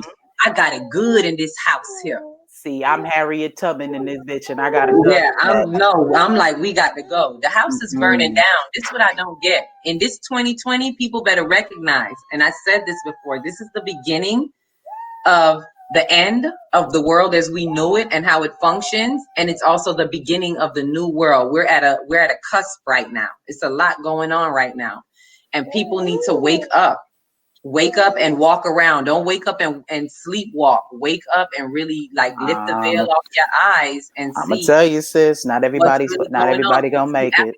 After elections, let me say this to the people that's voting. All these amendments that you think you voting for, you're not even gonna hear nothing about them after that. I've seen this before. You vote for all these amendments and you don't hear nothing about it afterwards. But wait till after, what is it, Inauguration Day in 2021. It's a lot of policies. Something is brewing. Something is definitely brewing. Because I've been having dreams and a lot of people been having dreams. So something is brewing. But we gonna get slapped with some policies. Things that they working on that we don't have no idea of. And we gonna think it's the president, but it's already been in action before the election even got dealt with. So when they come into office in 2021 or whatever, and people get slapped with a whole lot of things and they hurting, oh my God, where this came from? Well, this is what they're gonna blame us. No, they're gonna blame us because we didn't vote. Oh, so because we didn't vote, that's why this is happening. You see? See how that works? I'm sorry, you're gonna have to take accountability, people, for your actions. So you that choose to vote, that's your choice, but you're also not paying attention to, you're not questioning what these people, these presidents or whoever is doing. There's policies going on right now.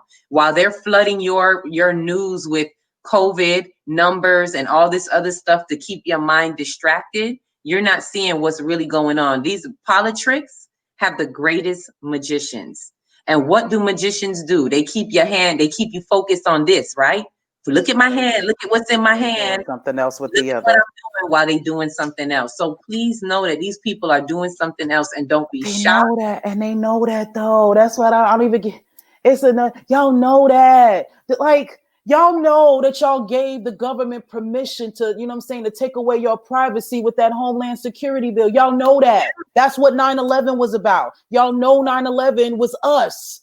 That's why they allowed that to happen. You still sit around and it's cool. Okay.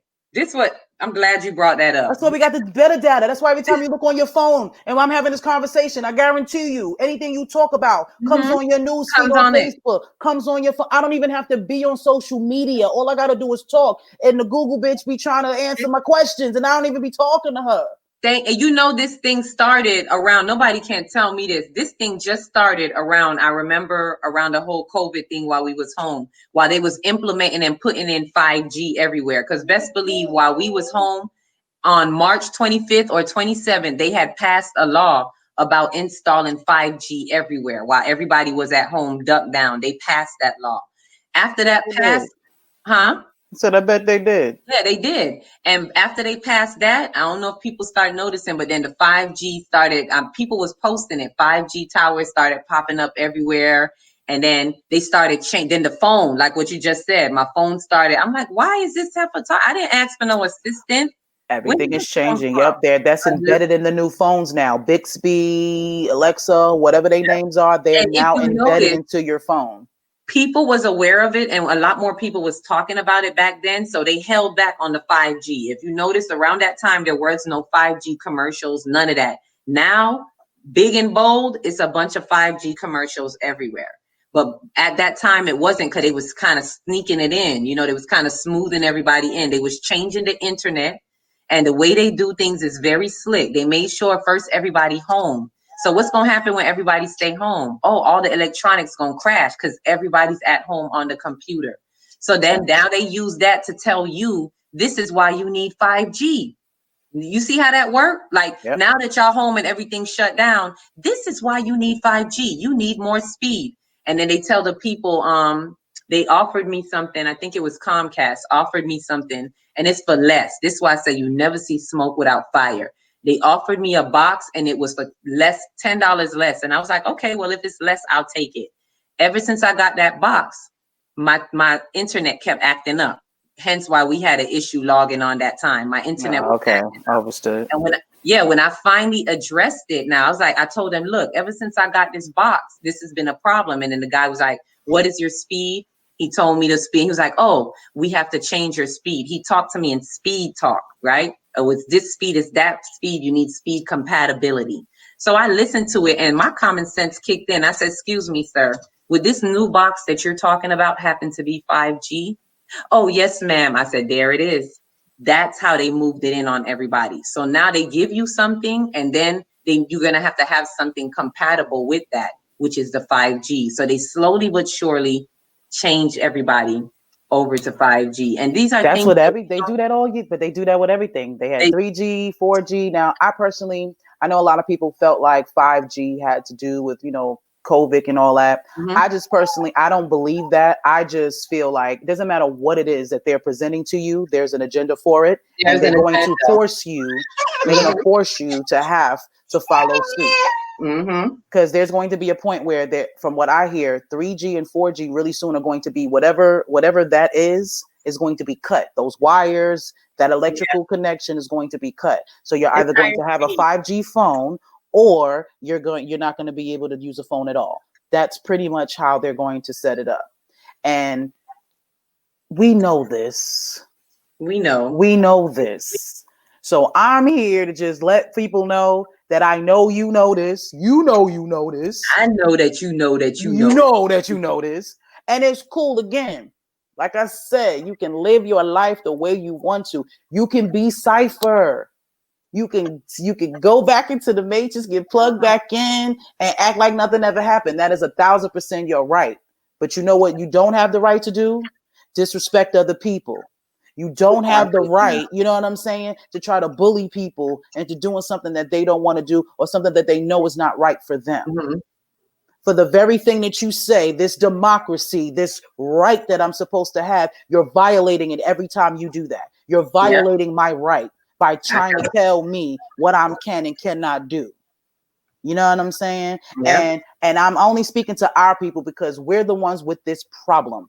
See, even when white folks going back and forth about, who want to vote, who don't vote, it don't even matter, because they're going to stick together regardless. Mm-hmm. But black people, they're in power, so they can argue about that because they're good. We're the ones that are not. So always we don't need to be arguing about that. We don't need to be messing with, like a couple of people that I've had an issue with, I've known my whole life.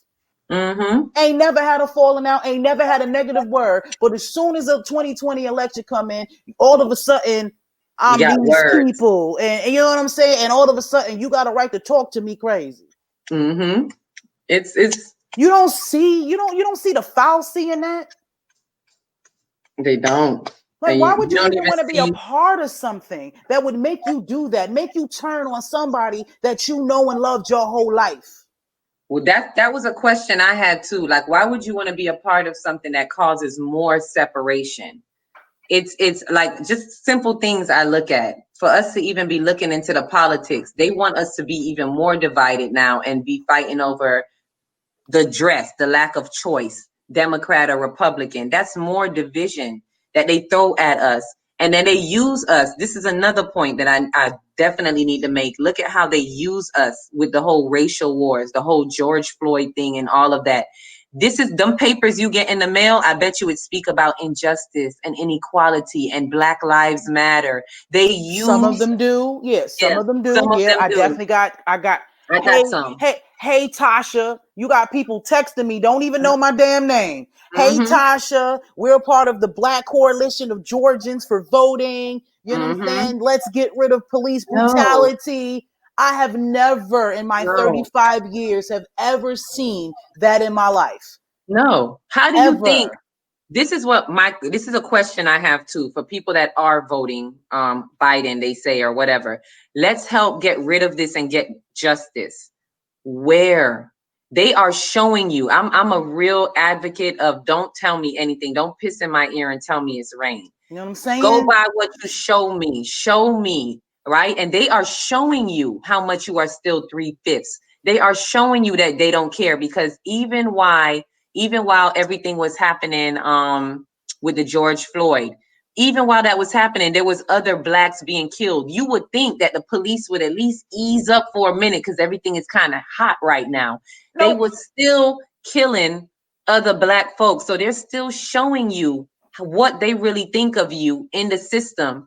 And then they're still showing you that, okay, let's talk about justice. And there's not going to be any justice. The Breonna Taylor thing had just happened the other day. So they're showing you still that no matter what. Yes, that was on your list too, huh? I'm yes, ma'am. Actually, this is supposed to be for a different live, but since you brought it up, I had to. It goes back to legislation.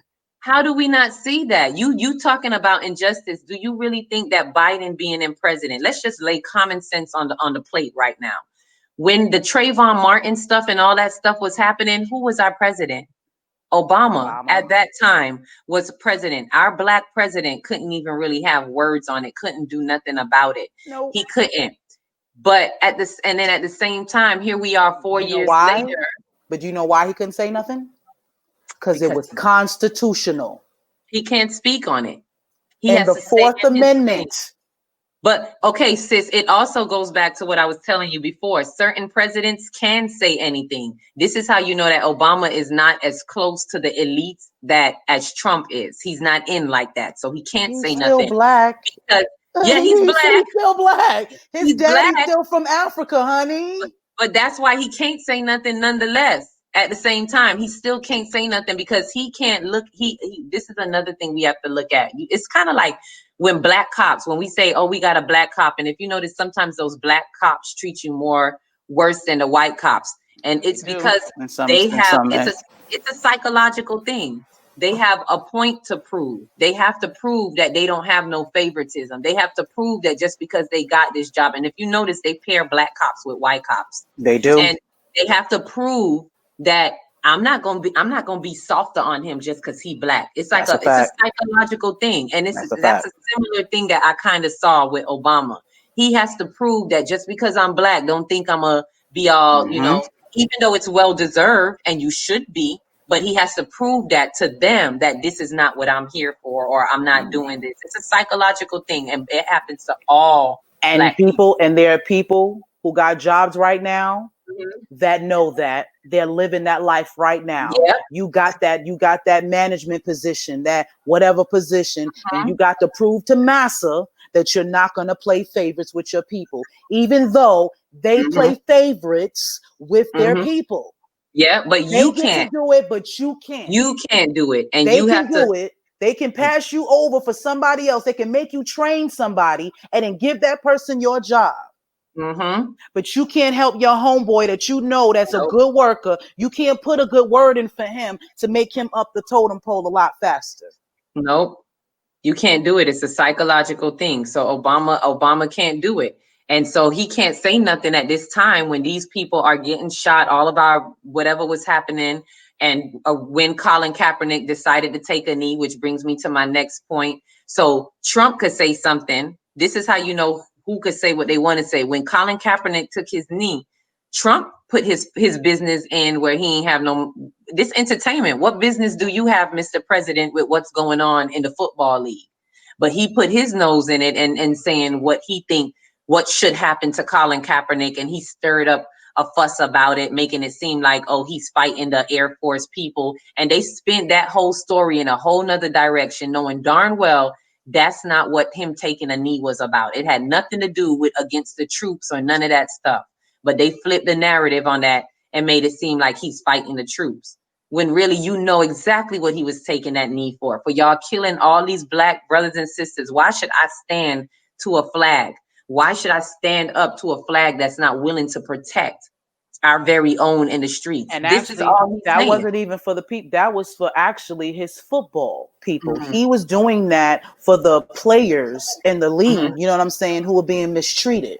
That's why he took that knee. He was supposed to be doing that for his fellow football players. That's another plantation right there. And he knows that because that whole and that's why Jay-Z is a part of that. And that's why Jay-Z got with the NFL. That was the distraction. He's the Obama for that NFL situation. Because Jay-Z's in there, well, we got a seat at the table.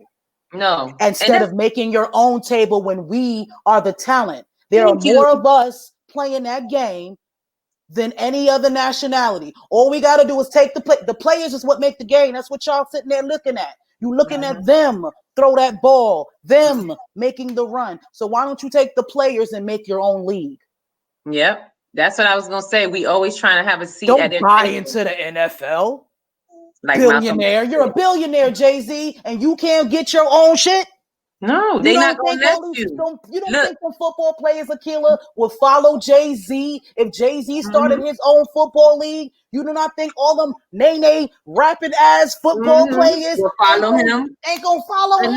Listen, they got a hold on that too. We can't, because every time we do try to buy our own, look at what happened to Bill Cosby. I'm sorry, I got to bring this up. What if we notice when these things come up? Bill Cosby was just about to buy. Was it NBC? NBC was just about to buy it, right? Even R. Kelly, I think there was something he was about to get right before they damaged his career. Don't get me wrong, what he did was wrong, but let's not get it twisted. People knew what he was doing for years. This ain't nothing new. Girl, that's a whole story. Yeah, that's a whole nother live. Question: why y'all choose to bring this up right now? Yeah, that's. But the reason why is because they're about to do something. So the reason why I bring that up is because if Jay-Z was to do that, his whole career they would slaughter his career. Of course they would. This is how they kick us. What do you say when the Monopoly game? This is how they flip the table on us when we do try to play Monopoly with them. When you get to that status and you say, okay, I'm gonna buy my own, they flip the table on you.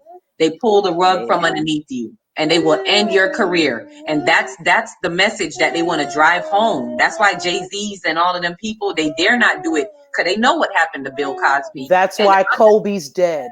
Let me just say that. Yeah. Kobe was about to do something for basketball. He was about to switch that up for female basketball players because his daughter was about to come through and smash ass. And what he wasn't about to do is let y'all play his daughter. Yeah. He wasn't going to have his daughter do that training and then you don't pay her the way you're supposed to pay her or give her the stats that she's supposed to get, that you was giving her daddy. And he knew how it worked. And he couldn't do that. So that he couldn't do that. So not only did they get him, they got her too. Because there's no way that Gigi wouldn't have went through, you know what I'm saying, and went through her father's legacy and made that happen. Yeah. And that answers your question right there. So why these people, they can't do much? Because they will shut them down. So they always have their foot on our necks. That George Floyd incident really was symbolic of so much, because they literally have their foot on our neck. This is a literal, it's not just fig. They've had their foot on our necks since slavery all the way up to now. And they're showing you what this George Floyd thing was a reminder to show y'all, stay in y'all place. We got our foot on y'all neck. Crazy. While you crying out for Ma. That's another symbolism right there, because I told you before, we're in this age of the divine feminine is rising. So him even calling out for his mom, that shows you what's happening in the atmosphere right now. A lot of feminine energy right now is coming into play that is making changes and doing what needs to be done. It's that feminine energy right now that's stepping in. So even that is symbolic, but we have to look at that. Look at how they had us, just cooped up. And then as soon as we come out, you come into this racial tension. This is how they let people release. We are a part of a social engineering. That's the word that I made sure I wanted to say. We are a part of a big social engineering scheme.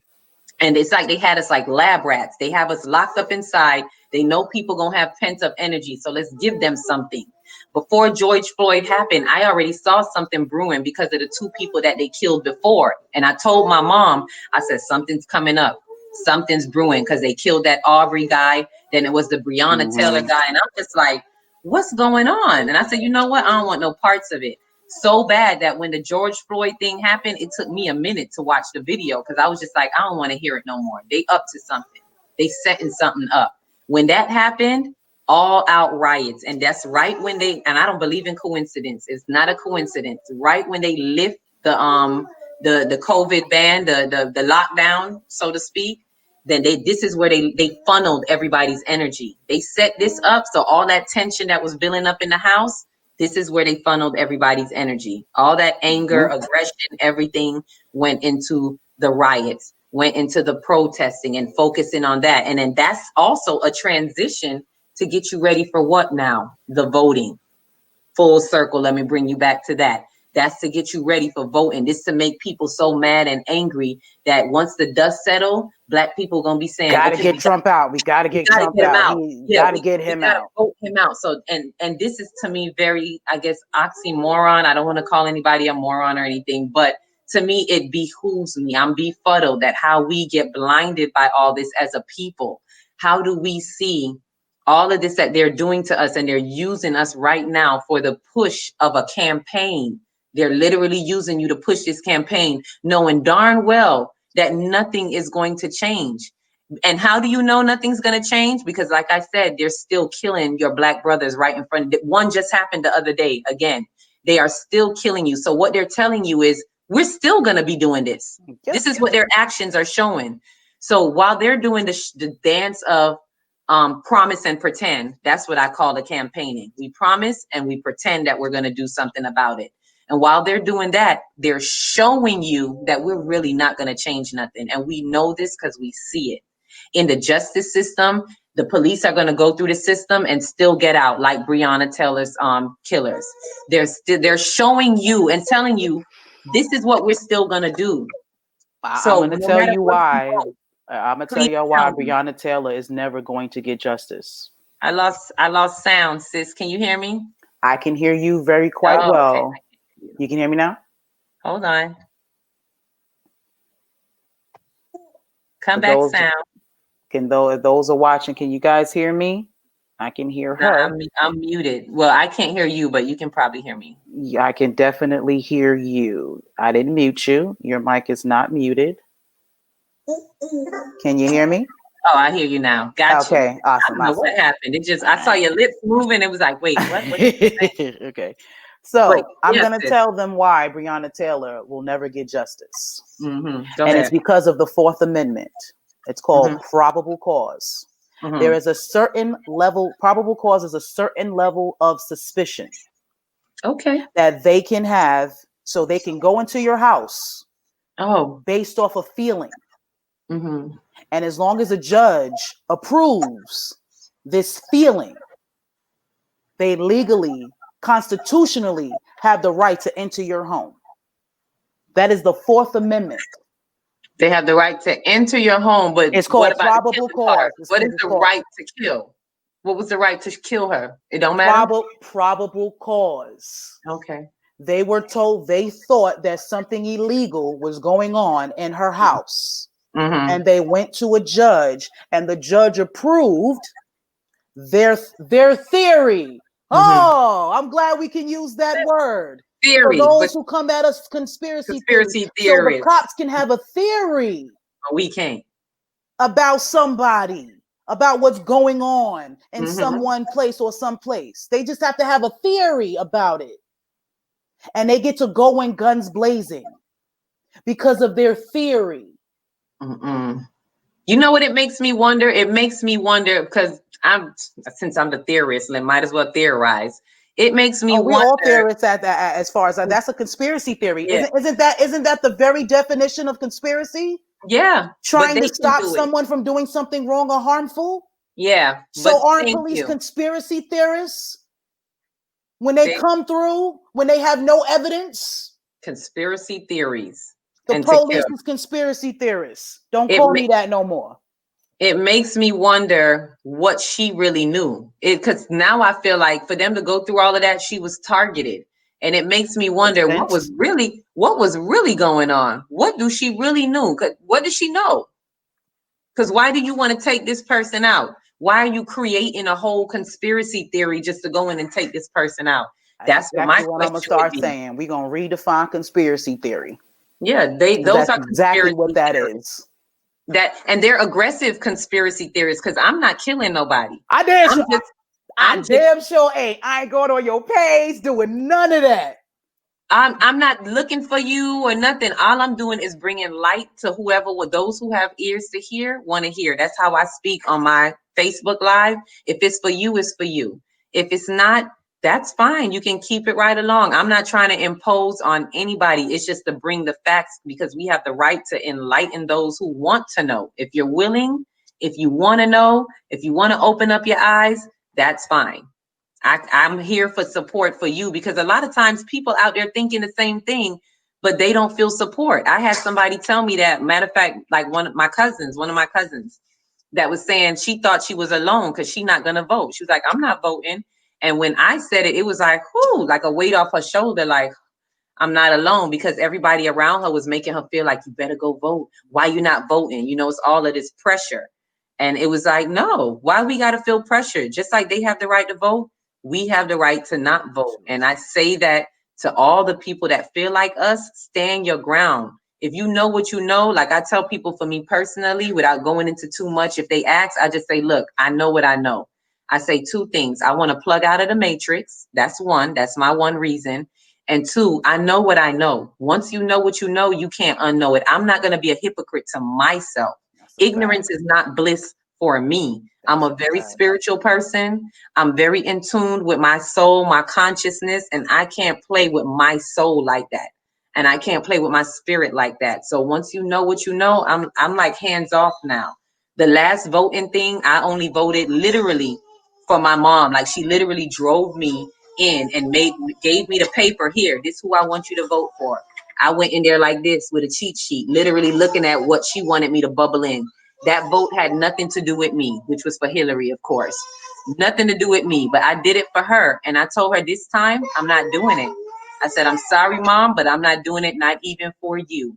I'm being so true to myself. I'm unapologetically Black, unapologetically me, unapologetically spiritual. I am that I am, and I'm standing in my truth. And that's the only power that I could say to give to others. That's why I wanted to speak on it so well. Anybody out there that feels this way, hold your truth.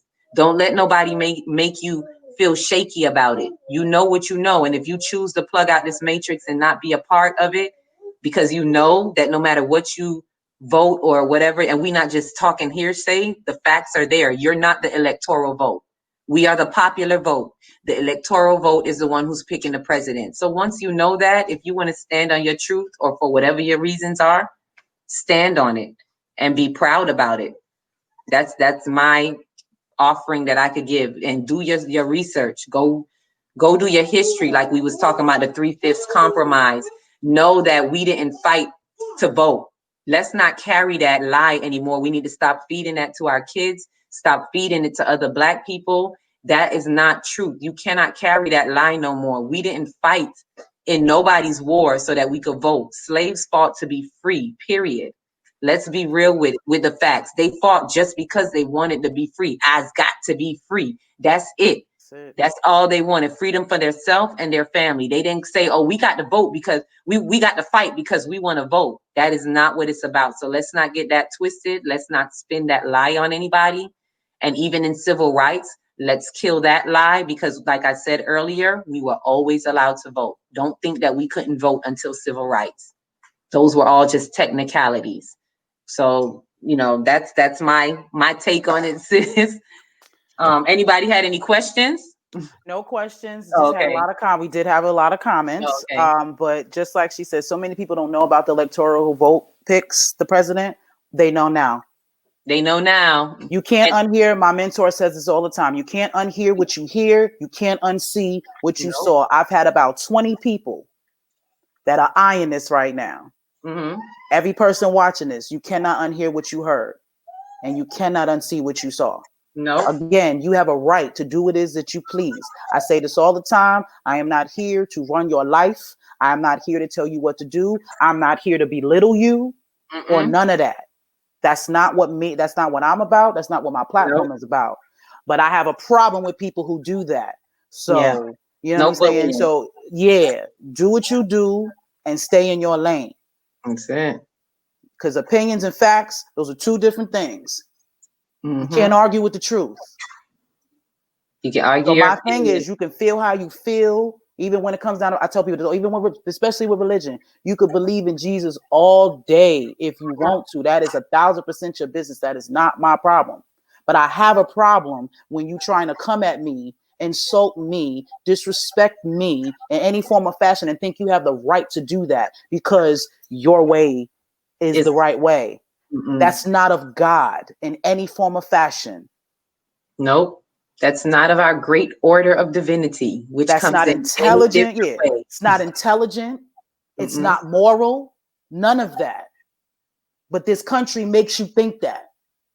Yep.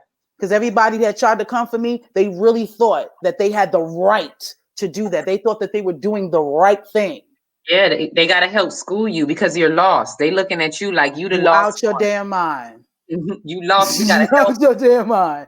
No, ma'am. No, ma'am.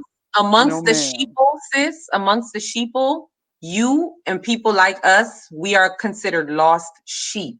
And you know what? Amongst the sheeple, I'd rather be a lost sheep because I'm nobody's sheep. I'm not following nobody. Maybe I'm the black sheep. I'm not low. I'm the black sheep. I will take that. I've been that in several different ways. Yeah, so, I'll be the black sheep. I'll be the one that stand out. I'll definitely be that. I don't mind that. Nope. You know what I'm saying? I've always been that person.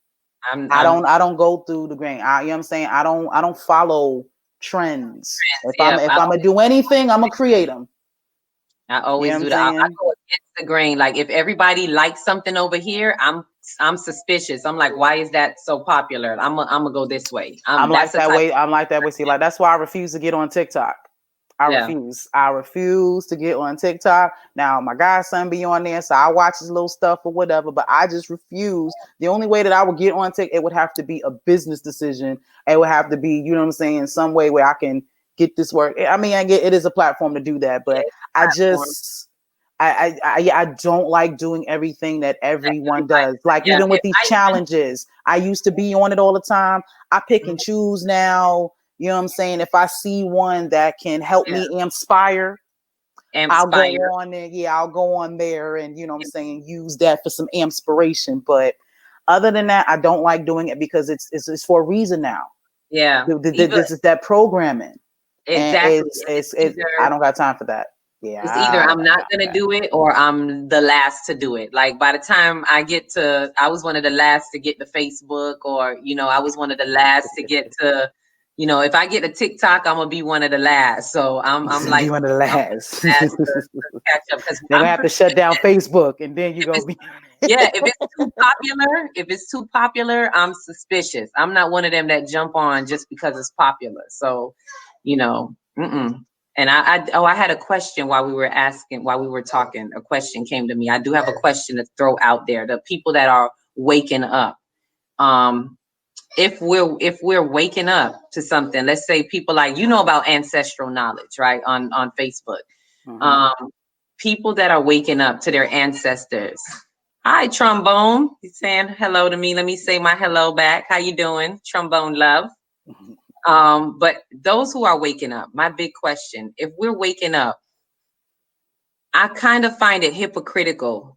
We're being hypocrites with ourselves. If you are, and this is just, let me throw my opinion out there. You could be mad at it, but to say that you're waking up to all of this, especially to your ancestors and tapping into what your ancestors came from and went through, why would you then want to be a part of the programming in this system? Why would you not want to break the matrix? To me, it seems very, I can't find a word right now, but just very self-hypocritical. It seems counterproductive, like an oxymoron type thing to do, for me to be wanting so much change and wanting to look into my ancestral work and understand the plight that my ancestors have been through, but then to turn back around and be like, but I want to plug into this system.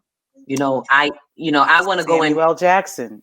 Like to vote, to me, it's not coherent. The action of voting, to actually go out and vote, to me, is not really coherent with what you are striving to do for your ancestors, with you awakening and becoming conscious and aware of what your ancestors have come through. To get up and still say you want to go vote with that same breath, it's just not coherent to me. That's my opinion in this whole voting thing. Well, that's what slavery is about, and I'm gonna throw this in there. That's what religion is about. Because think about that. They use that Bible to justify what they were doing to us. If you ever seen Django, yeah, before he was about to beat that girl for dropping a couple of eggs, he's walking back and forth, whipping, clash. clash while he's reading the scripture. He's reading a scripture out of the Bible in one hand and slash, scaring her, getting her ready for the, you know what I'm saying, for the, you know, for the whipping she's about to get. Yeah. While telling her that this is God's will. And ain't that sick? Don't that show you how sick they are? That's a psychologically, they're trying to psych themselves out. They are trying to psych themselves out and make themselves justified. It's like what I was telling you about dehumanizing. This is how they justify what they are about to do. We about to put these people in slavery. Let's justify this. Yep. You know, you got to. I mean, how else do you massively kidnap a group of people and make them make them build a whole country for free? You have to dehumanize them. We have to dehumanize it and say, this is how we're giving them the best life ever by even having them come and work for us. This is the best thing for them to help them not be savages. And this is what they tell themselves. This is how they appease their guilt. This is how they do what they do with no guilt, no nothing. Hold the Bible open and talk and open to the scripture of because he said it. Must obey their masters. See, it says it right here. You must obey your masters, slaves. Yep. And this is what it's a sick thing. It's a sick our system is we do have a question. Somebody has a question. Now I'm gonna suggest Trombone is you, because if you just came in, we've been on here for 2 hours. Yeah. So I'm going to suggest that you rewatch this, because you know me, I know Trombone personally. We talk, and what we need to do is be sovereign and get the fuck going is what we need to do. This system was built the way it is supposed to. It is running properly. That's the one thing we need to understand. People need to get out of their minds that the system is broken. It's not. The system is working perfectly the way it was set up to work. Once you understand that, then it should be in your mind, well, since it's working the way it is, that means that they're not going to stop it. So therefore, I need to just get out of the system. We need to, this is where unity comes from. This is why we need to do all group economics. Buy black, be black. We need to buy up our neighborhoods. Stop leaving them. Buy these properties. Stop spending money on Christmas and buy land. Yeah. I have 2 opportunities right now. Yeah. You can buy land in Africa and you can buy land here in the States. Sovereignty, growing your own food, because you don't know if Walmart is going to be open this winter. Don't you know COVID is supposed to be thrive in the cold? Ain't that what they said? Yeah. So how you know quarantine ain't about to pop up? Go get her one. You need to be prepared. That's what you need to do. That's what I was going to say about plugging out of Walmart as well. Give it to her.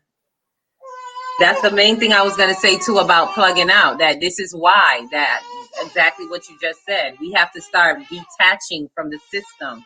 And part of those spoils are the system. So when you ask that, I'm glad you did. Look, say hi. Hey, beautiful. Hi. Hi, beautiful. So to answer his question, I had to get my little notepad, because I actually answered this like maybe months ago. I was thinking about some stuff and I have it written down. So it's like you said, go sovereign. I had put that there's a decision to make as a Black nation. This is just how it came to me. We have 2 options for one common goal, which the common goal is pretty much respect. And it was a plan of exit. We either need to exit and leave the system, or a plan of separation, which is the sovereignty that you were talking about, self-sufficiency. It may mean going off the grid. It may mean buying up a Black city. See, Black people are scared to do Tulsa, Oklahoma again. We don't like to admit it, but it's like them burning up Tulsa, Oklahoma was a big lesson and a big reminder for us Black people to stay in your place. And it has worked, because ever since Tulsa, Oklahoma, it's like Black people are scared to come together like that again. and buy up and make their own black dollars count and so forth. It's almost like there's a fear about doing it because we know about Tulsa. So it's like it's engraved in our mind. We don't want that to happen to us again. But essentially, that's what we need to do. We actually need to separate and buy one of those cities. Somebody had posted it on Facebook one time. There's a city that is actually completely empty or whatever, abandoned. We need to put money together and buy those things, buy those cities, and do what we can for ourselves. We need to bring back up something like Tulsa, Oklahoma. But again, people have to move beyond their fears. So 2 things to answer your question that need to be done. Either we plan to exit, which is kind of the plan that I'm on. I'm planning to eventually move out into Africa or whatever. I'm planning an exodus. I'm one of the people that's ready to exit out. If not, if you want to stay here as Black people for you to thrive, you are going to have a plan of separation, self-sufficiency, meaning plug out the system, like what you were saying, sis, about Jay-Z building your own thing over here. Y'all have to be willing to not care about your status, your career, your this or that. You have to be willing to let those things go. And this is why if you don't practice mentally detaching first, you have to practice it in the mind. It may take a year. Okay. It may take a year or 2, but you have to practice detaching first in the mind. So that's my answer to what do we propose that we do? Like you said, sovereignty. Okay. All right, we got another comment on here. I am a Hebrew Israelite. I too fall short. However, I stay fixed on faith and understand that you have to get out the web and leave the net, hence internet and the web. This country will never let you separate. Yada Israel is right. When you're talking about true sovereignty, you can't do that in this country. They won't let you. And these are other things that I don't, and this is what gets me with people who are disrespectful about this voting thing. You just said that people are scared to do Tulsa, Oklahoma again because they're afraid that the government is going to bomb it again. So that means that you know that that the government is willing to bomb a city and kill people who are trying to do the very thing that they said that you can do in this country. And let me throw this in there for y'all. Ain't that what they did to start this country? Terrorists. Because they were absolutely in Europe. They were part of Britain, right? They had a king and a queen. They had a whole royal family that was telling them what to do, running their lives, making them pay taxes, simply because they were in the royal family.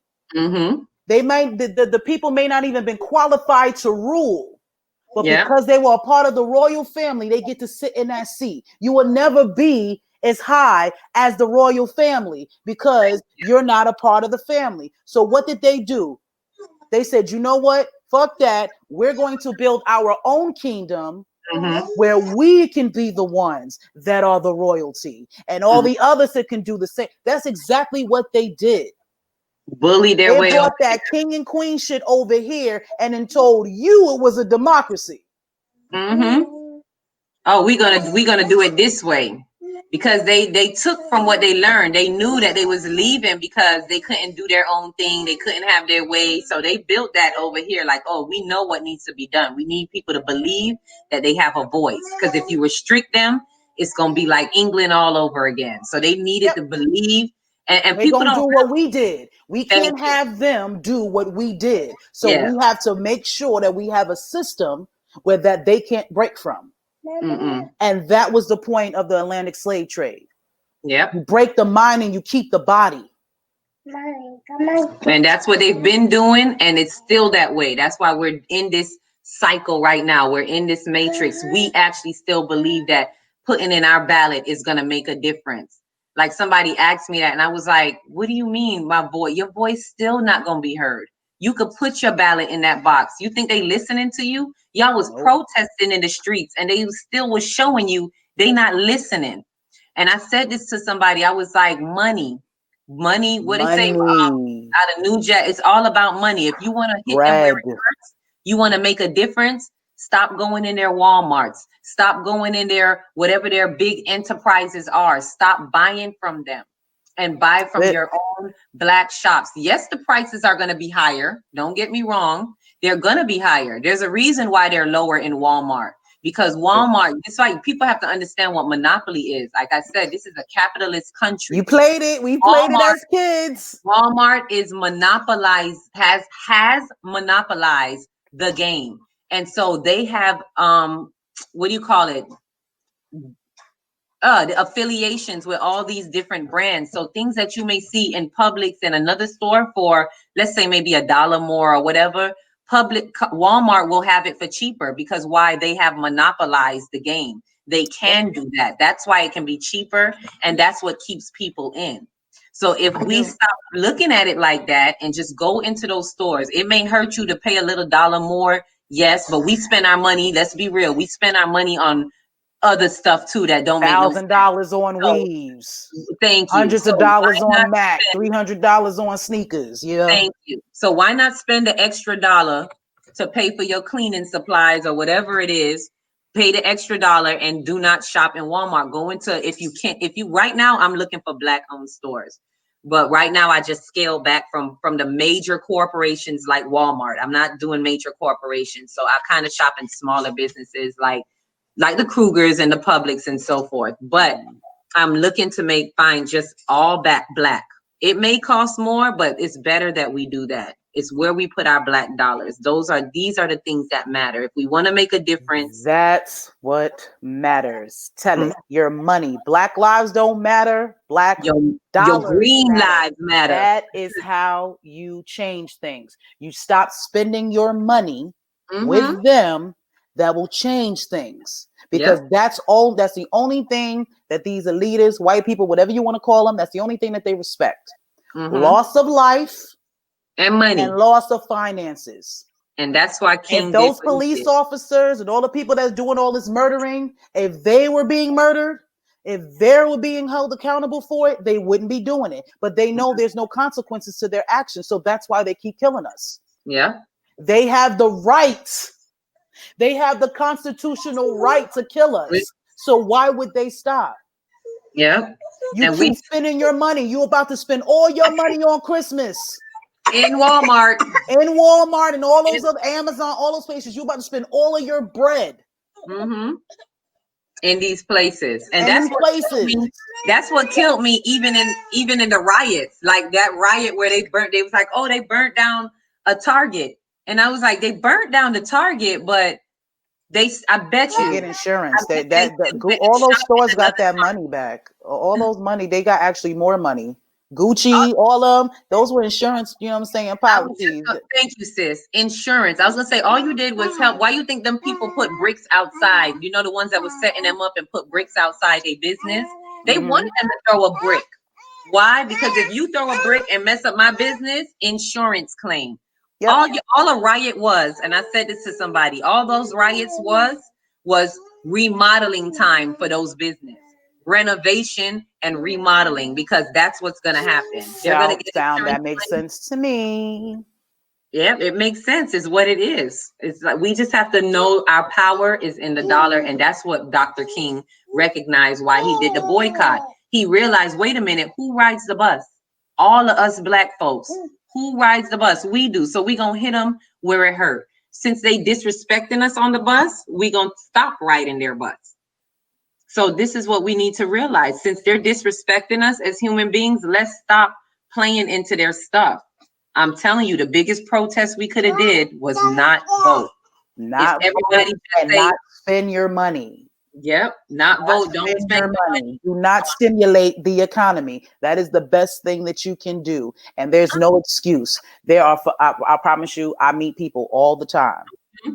There are places, there are farms. If you live down south, there are farms all over the place.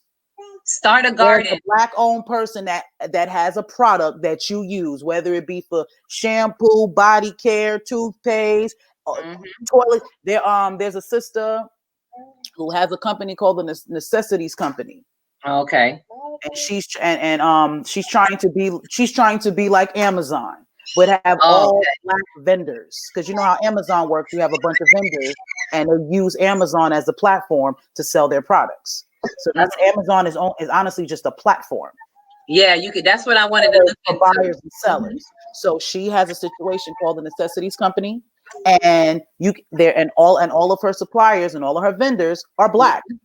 So you can buy laundry detergent, anything that you can think of, you can buy. Though you may not get the name brands that you're used to. Again, you've been programmed to like. You've been told your whole life that if it's not Scott, if it's not Tide, if it's not this, then it ain't right. When in fact, you're only paying for the name. All you need is an active ingredients to do what it's supposed to do. That's why we have to detach. It starts in the mind. You have to do the mental work of realizing. First, it's like going to an AA meeting. First, you got to realize you're addicted. You know what? I'm addicted. I need to detach from this. You need to detach in the mind somewhere and be prepared that, okay, I'm going to do it this way. I might not get what I used to get. This is how you start to plug out of the system and pull out. I might not get what I used to get, but I'm going to still be able to get what I need and what I want, but it's just going to be a different brand. And these are little things we have to settle with. I practiced detaching for the past, I want to say 2 or 3 years. I detached my kids off of fast food, eating fast food, McDonald's and all of that.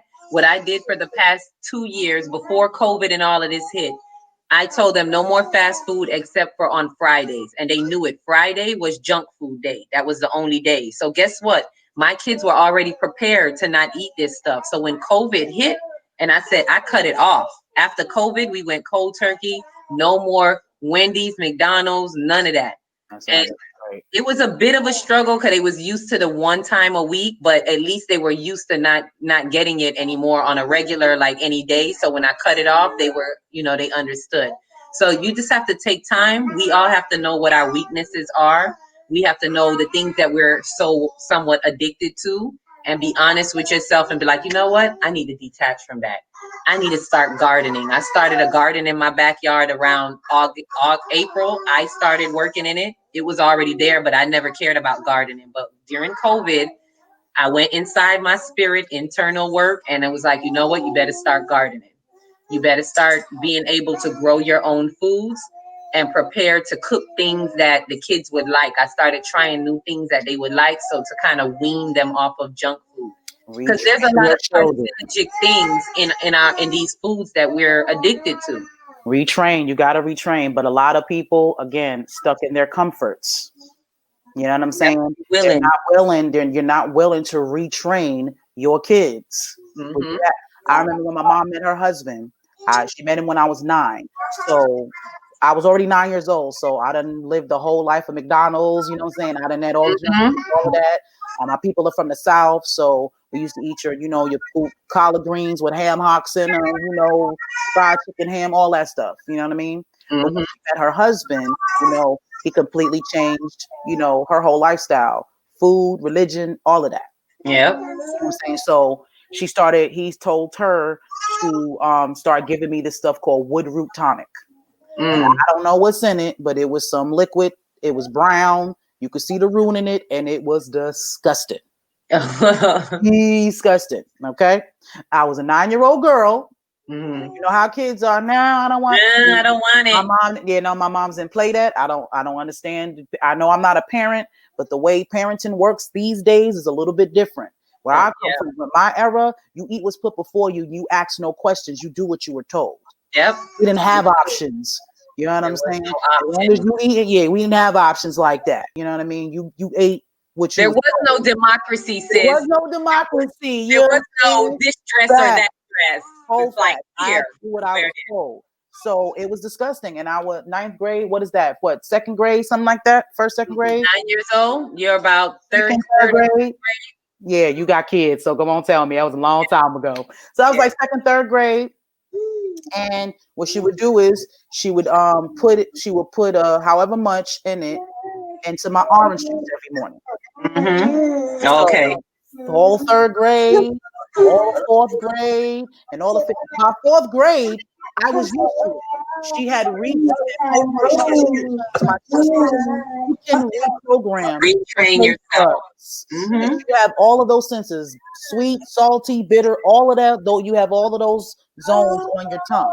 Yeah. Whichever one you feed is the one that you're gonna like. The reason why we like sweet and salty because that's only food that we're given. If you grew up on bitter foods and things of that nature, you would like it if that was your diet, but it's not. That's why you don't like it. And that's one of the reasons why they make food the way it is. So you wouldn't like healthy stuff. Yeah. You would be unattracted to that. So you can make in your mind, well, I'd rather spend $5 on this McDonald's than to spend that 10, you know what I'm saying, on vegetables or however that works. Yep. I don't like it. That's why people will sit there, got all these diseases. You got hypertension, you got every disease you can possibly think of, but you're not going to give up the pork chops, though. I had an old man I see on the bus all the time, a little sweet on me.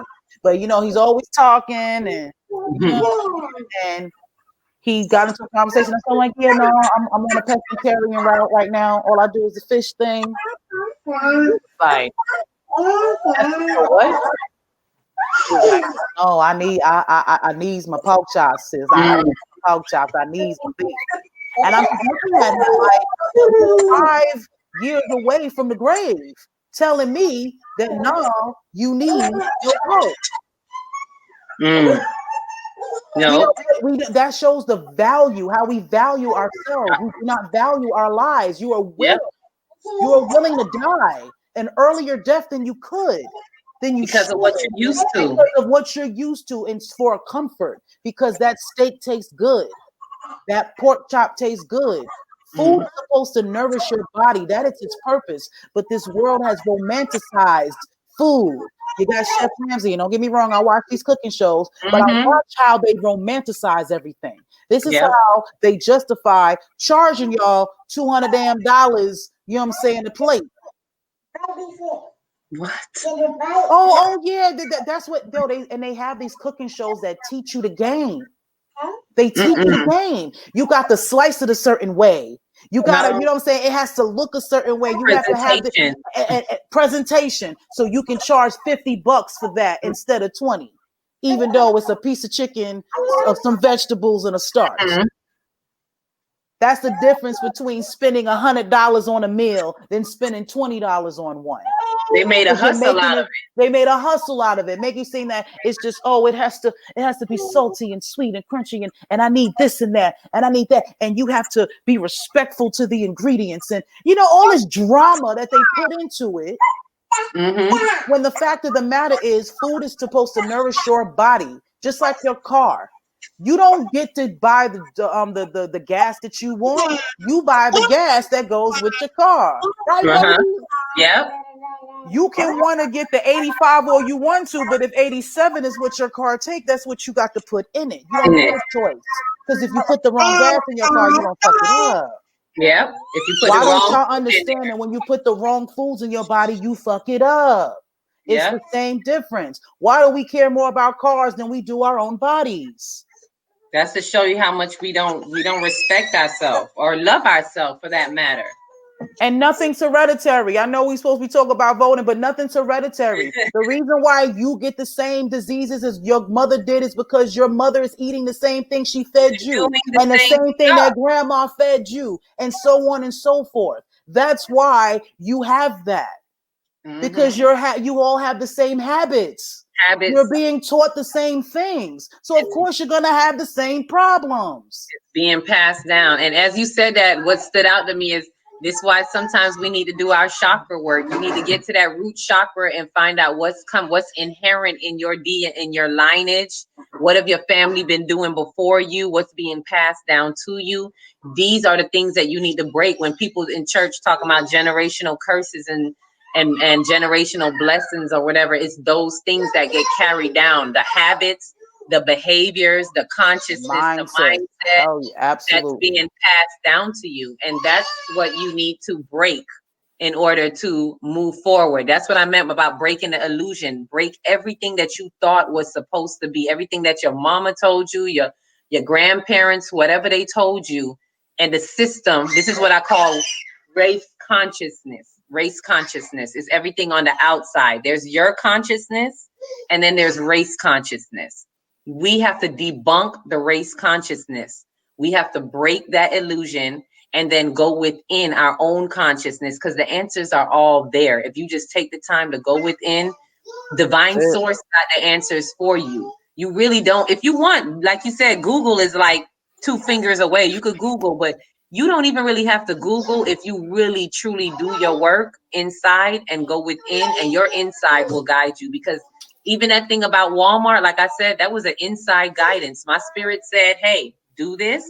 And when you're in tune, you listen when your spirit speaks. Yeah, that's been something that I've had to battle, you know what I'm saying, since I've fell into my purpose. Mm-hmm. I just know things intuitionally. Yeah. You know what I'm saying? If you believe the way that I believe, with numerology and having, our life path, my life path is a 9. So I've done this thing 9 times already. Mm-hmm. So there's just certain things that I know. All I got to do is hear it. It's almost like I was telling you earlier about a DNA explosion. Yeah. All I got to do is hear something. All I got to do is see something, and it awakens up in me. Mm-hmm. I already know this stuff, but we live in an age where you have to have proof. Yeah. We have to see it in black. For some reason, pieces of paper mean something to them. Yeah. You know what I'm saying? Actually, someone else's thoughts. Because any book that you read, you're reading someone else's thoughts. That book has an author. So what you're reading is that person's interpretation, that person's experience, how that person saw it or experienced that. Yep. That's so honestly, unless you experience it yourself, you're still going off of what someone else said. This is why I'm real big about doing my own research, but I'm a visual and a hands-on learner. Yeah. I need to touch it myself. I need to experience it myself. I know a lot about childhood traumas because of my experience, not because I took a class and read someone else's hypotheses about therapy, or they did a case study on a bunch of other people who got problems, not their own problems. But they looked at somebody, they looked at other people and tested other people. Well, I know my own childhood traumas. I know my family's childhood traumas. I lived that.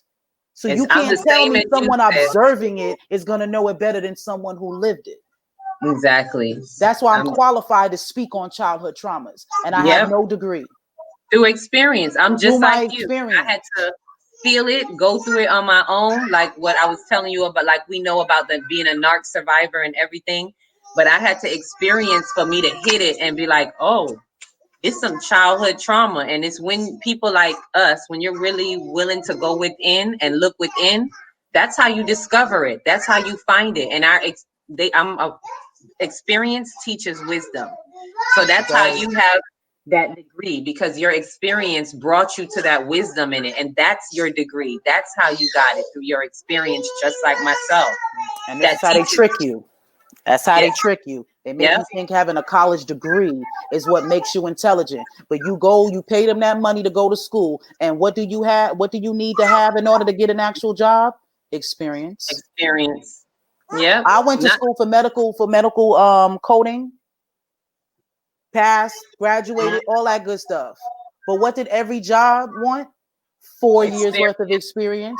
How am I supposed to do that if you won't give me a job? That's the trap. And then that's how people get strayed off too. This is how the system kind of screws you. You get caught in this system.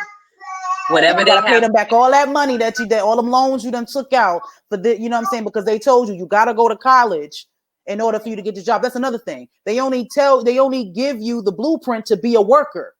Yeah. Your element K through 12 is a program to be a worker. Yeah, to get you through. Hey, what do you want to be? And what do you want to be? Yeah. Oh, you want to be this when you. Who do you want to work for? Not who do you want to be? Who do you want to work for? This is what you're gonna do. This is where you're gonna go. And the more schooling, the more you pay us for school, the better person you can work for. The more that person will pay you. They don't teach you to own your own business, though. No. And that funneling, as you say that reminds me of, it's like another type of funneling. You have that funneling into the system, and then you have the funneling, I want to say, I guess, for us folks or the poverty-ridden people, but the whole pipeline, I think is what it's called, where it's straight into mass incarceration, like from school to jail pipeline. School to jail, yes, that pipeline. School to jail, brings you right to mass incarceration, which, as we all know, was just another thing to extend slavery. After slavery, they still needed some people to do the work. I'm glad you said that. Here you go. Here goes some. What's the movie that Life? The movie Life. Just like that. Put some people in jail. It hurry whether they did the crime or not. It don't matter. From then to this day, they still do that to this day. We still hear about innocent people being put in jail for 20, 30, however many years. Let me tell you why. And when they go into jail, they a number. You are a number. You are a part of their. It's a money-making theme. Mass incarceration is done for a reason. And that was done under the Clinton registry, by the way. The 13th Amendment is the reason why that legislation, we got to tie it back to the topic. We're talking about voting. Bring it back. So the 13th Amendment is the reason why that's that way. The 13th Amendment pretty much means that slavery still exists. Because slavery was abolished except a punishment for a crime where the party has been duly convicted. So every prisoner, every person locked up right now is a slave according to the 13th Amendment. Hence why it is targeted towards blacks. This is why we needed mass incarceration. This under the Clinton administration. That's the word I was trying to say. Under the Clinton administration, but yet black people swear Clinton was. And wasn't that Democrat? That was a Democrat, right? Yeah, Clinton was a Democrat. For the people, supposed to be for. This is what I try to tell people. If I'm going to talk about politics, the Democrats smile in your face.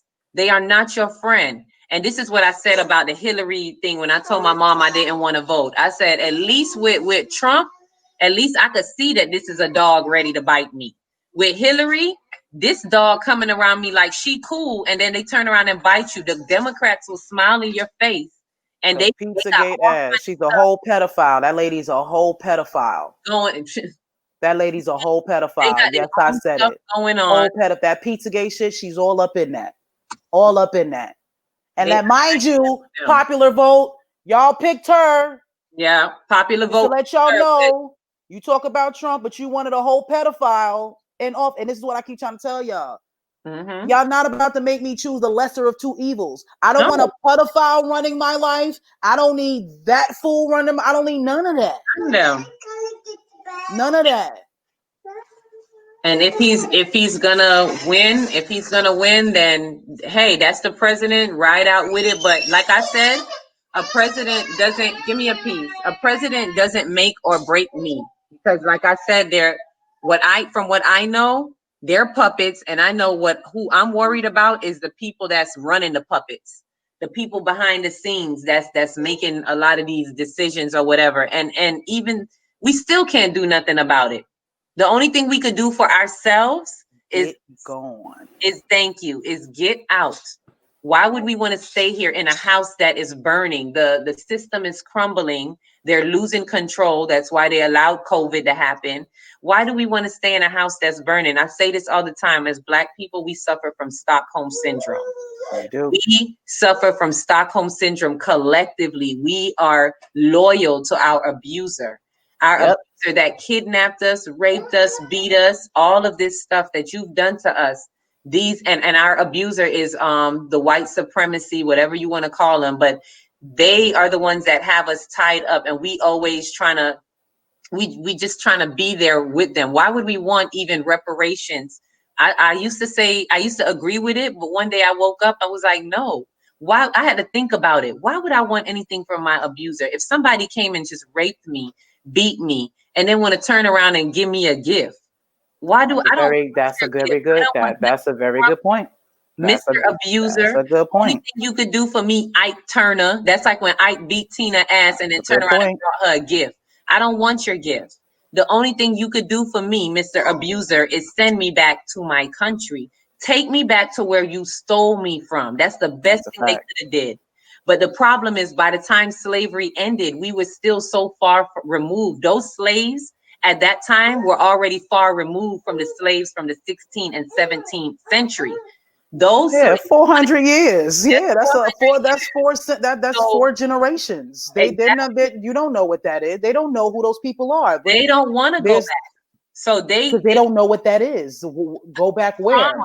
The trauma, collective trauma of our people from then is, even though you're free, you've been let go, you still don't want to go home. They wanted to stay here. If there was let's say it was split. There's some people that might have wanted to go, but I bet you it was few.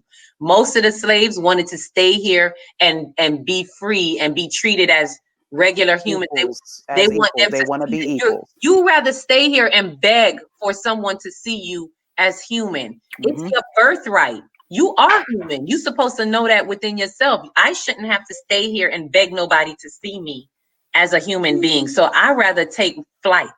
I would be one of the slaves that wanted to leave if that was the option. But guess what? They're not going to take all of the slaves back because they still need us. Who's going to run the country? Who you think run this country? How do we keep our elite status if we send all of our footstools back home?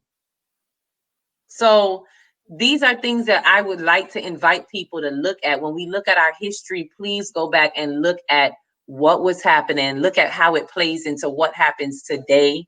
The power that we have today is to take back our power through either money, investing in our own, separation, which, as you mentioned, they're not going to even allow full separation. So your best bet is to start preparing yourself for some type of exodus. It's illegal to collect rainwater. It's illegal to collect rainwater. It is illegal to collect rain. You live in Florida and you don't know that? Oh, I didn't know. It is illegal. It's illegal to do that. So the rain that falls out of the sky. Yeah, you can't collect that. You cannot collect that. Now, this is how they do it. You can collect the water as long as you're just using it. Like my homegirl, her mom has a garden. So she collects her rainwater to use that water for her garden, but she can't bring it in her house to bathe with. She can't bathe with it. She can't cook with it. She can't really use it, but she can use it to water. Exactly. Know that. And if they find out that she's doing that, that's a federal crime. To collect your own water. Not your own, to collect the water that comes out of the sky. Wow. So y'all own the sky too?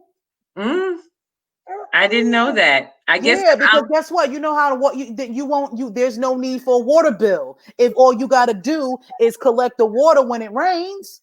And all you got to do is know how your rain patterns are, you know what I'm saying, and where you live, and you can absolutely not have to pay a water bill. No. But you can't have that. No, I did not. You have to have solar energy. You can have solar energy, but you have to go through a company. You can't do that shit by yourself. You can't build your own solar panels. You can't build your own solar panels. You'll get locked up for that. I can't create something in the land of the free. I can't build my own, you know what I'm saying, situation and figure it out. Because they're not that free. They need you to be dependent on the system. And this is why I say your best bet is to try to plug out, to not be a part of the system. Try to live like the way I saw it here, like I'm gonna survive. I was like, I'm gonna try to live like tent people. This is what I started to say when COVID started happening. I was like, I'm relating it to the Bible a little bit. And I was like, I'm gonna start to live like the tent people.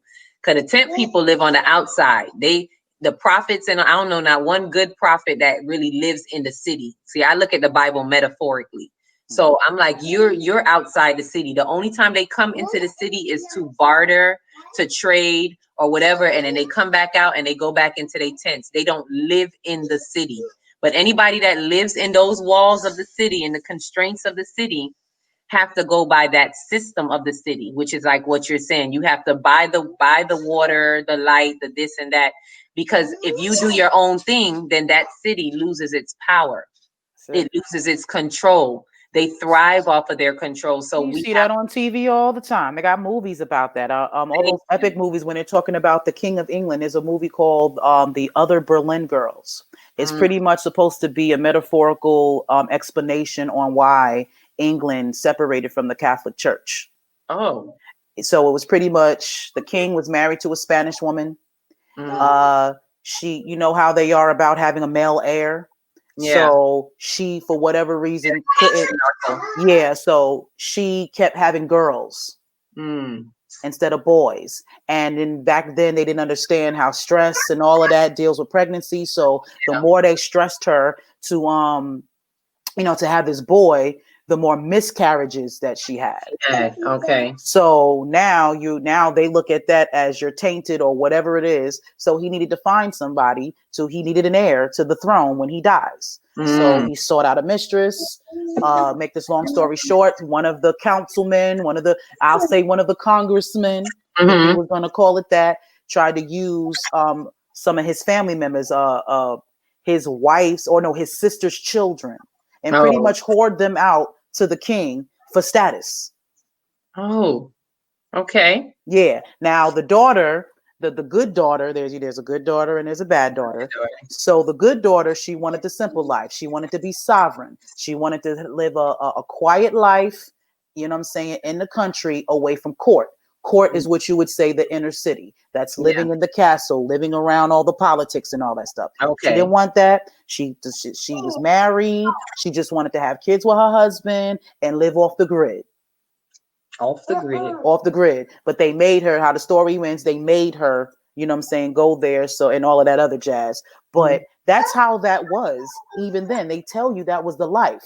The people who that didn't want to follow the politics and all that, they had to live outside of the land. And they were meager, you know what I'm saying? They were considered peasants and all of that jazz. But they weren't bound, you know what I'm saying, to some of the nonsense, or they wasn't privy to all of the, or a part of all of the nonsense that goes on in court, because they weren't there. Now they had to, of course, worship the king, do all of that, but they were able to do their own thing with limits. Yep. You just don't have access to all of the extraness that you would get at court. But a lot of people were okay with that. I would be okay with that. Okay with that. You know what I'm saying? But again, distractions. You have been taught social media, phones. These are comforts. And psychologically, because we've been through so much as a people, we don't want to give up our comfort. It's almost like subconsciously, and it's not that. And I doubt they think of it you don't think of your forefront. Oh, I went through slavery, so I need to be comfortable. No, it's a subconscious thing. And that's why we have to do our soul work.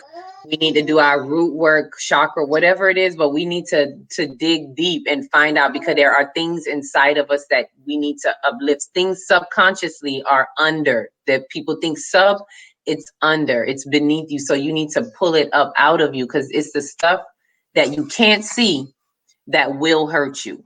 Absolutely. Like I said, the forgetfulness is the reason of our sin. It's simply because we forget. The things we're doing right now, we keep forgetting. Running to go get tests for COVID is because we forgot about the Tuskegee experiment.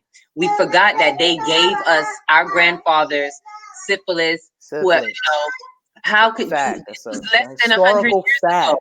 But then y'all don't think that they will kill y'all with that. Y'all don't think these vaccines are terrible when they have it in history where they used us as guinea pigs? That is a historical fact. I didn't make that up.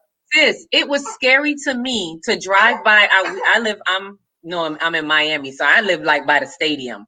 It was so crazy to me to drive by the stadium and see the whole line of people. Like when I say it was a serious line of people trying to get tested, just getting tested alone. That was scary to me.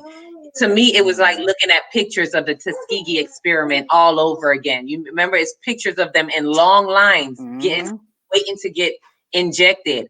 To me, it was just scary. I'm like, Black people, are we that lost? Are we that? How the words that came to my mind was like, wow, how soon do we forget?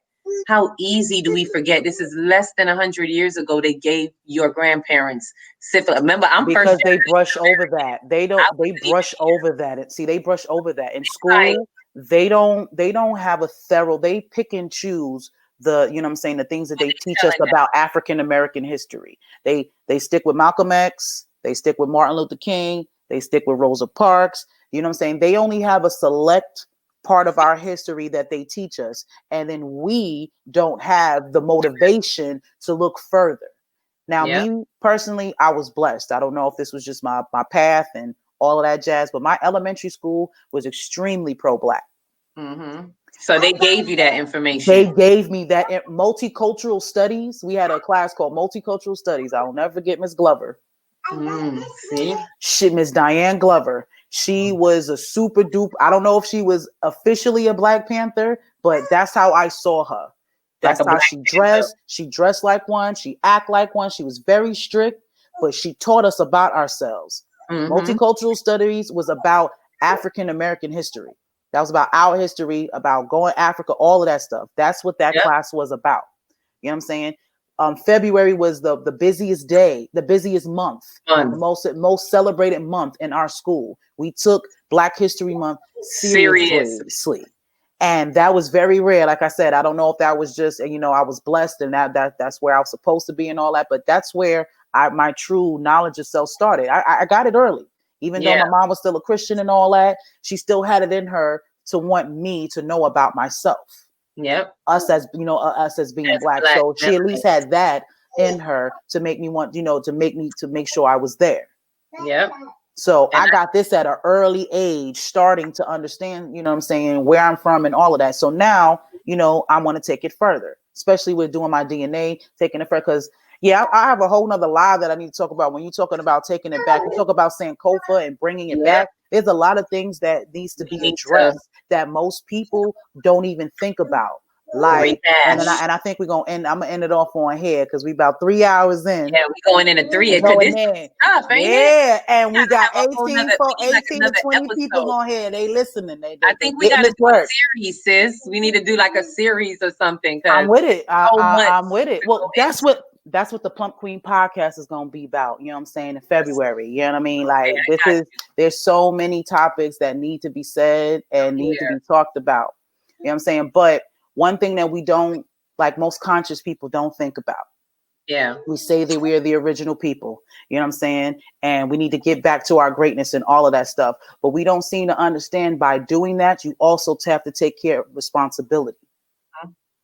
I know we said all of this and all that, but white folk, white supremacy, all of that, we're the catalyst of it. If we're the original people, we gave birth to them.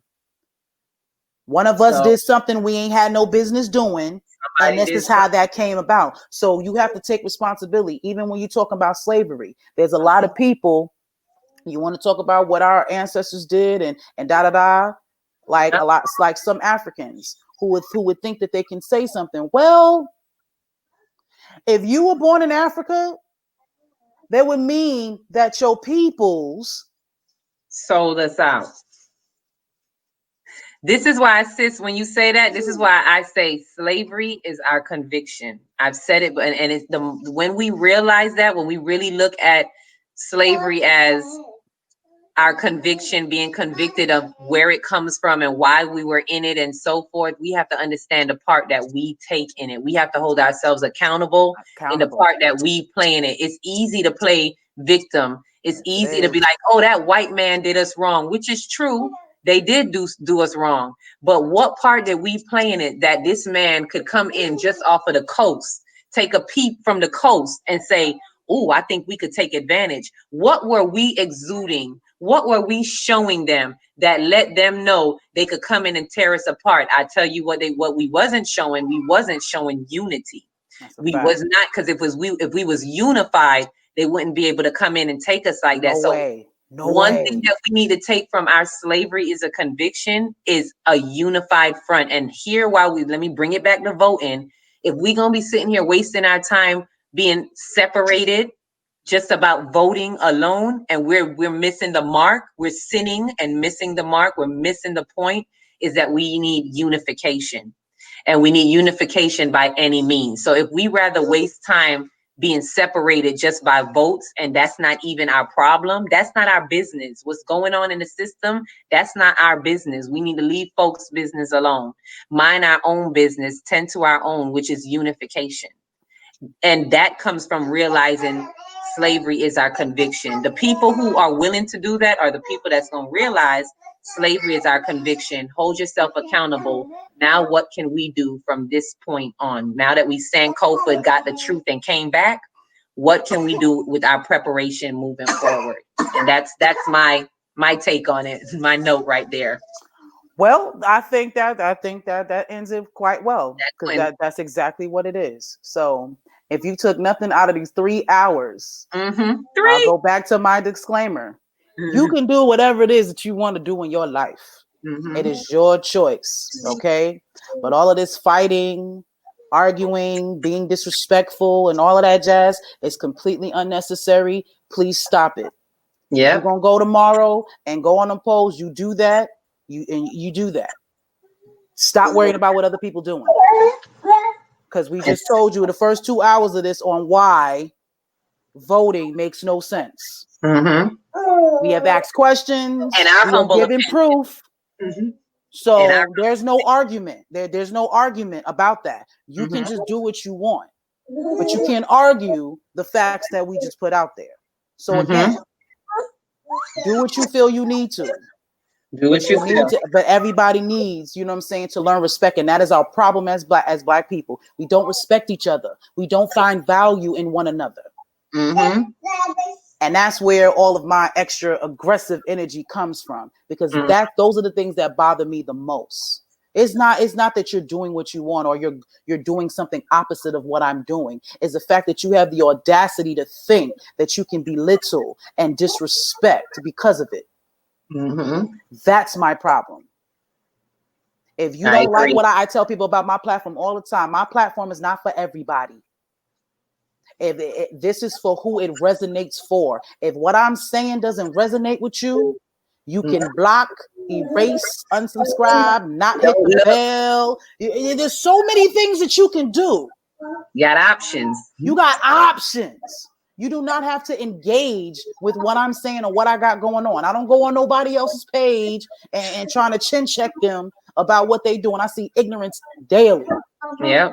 But you have a right to talk about rights. You have a right to your opinions, your feelings, your perspective, all of that on your page. Don't come on my social platforms. Don't come for me if I don't come for you. I was just gonna say that. Don't come for me. Please don't. Because I'm here. I you know what I'm saying? I'm all about unity. I'm all about us. Unification. I'm all about unification. I'm also all about accountability too. Mm-hmm. It goes both ways. I tell people that all the time. I come to black folk, you people think that, oh, you just check. No, you chin check in private. We are unified front in public, but you chin check in private. Yep. The people that you care and you love about, you want them to be on point. Like they say, them friends that you have that's just letting you do stuff, those are not your friends. The people who truly care about you want you to be at your best. They tell you. They tell you. They want you to be at your best. I don't like yes men and yes women. I'm human. We're all human. We all make mistakes. We all got growing to do. So we're supposed to be able to help each other out with that. Mm-hmm. But the key word you said, sis, is not publicly. And I've always said that with relationships. In a good relationship, do not chin check your partner in public. Never. Because that shows that's disharmony. That's not unity. If you want to always be a unified front and always back each other in public, if you got something to say you want to correct, you do it in private. Always. And we don't do that. Come here, let me tell you something. Publicly humiliate each other. You show disharmony, which is exactly how the slave catchers was able to get us, because they saw disharmony. Show that unification. Like you said, respect due to all. We could all be different, but just respect each other. Let's humbly go in. Like you said, tomorrow you want to vote, go do your thing. But let's be humble. I ain't about to say nothing to y'all tomorrow. I done talked. All I'm going to talk about this subject. So tomorrow, when y'all putting up y'all stickers and y'all, y'all filters and all of that jazz, Tamara Plum Queen ain't about to say nothing to you. No. You ain't going to see me on your post saying nothing to you. Mm-mm. If you look cute in the picture, I might like it. I like the you look cute. You look cute. You know what I'm saying?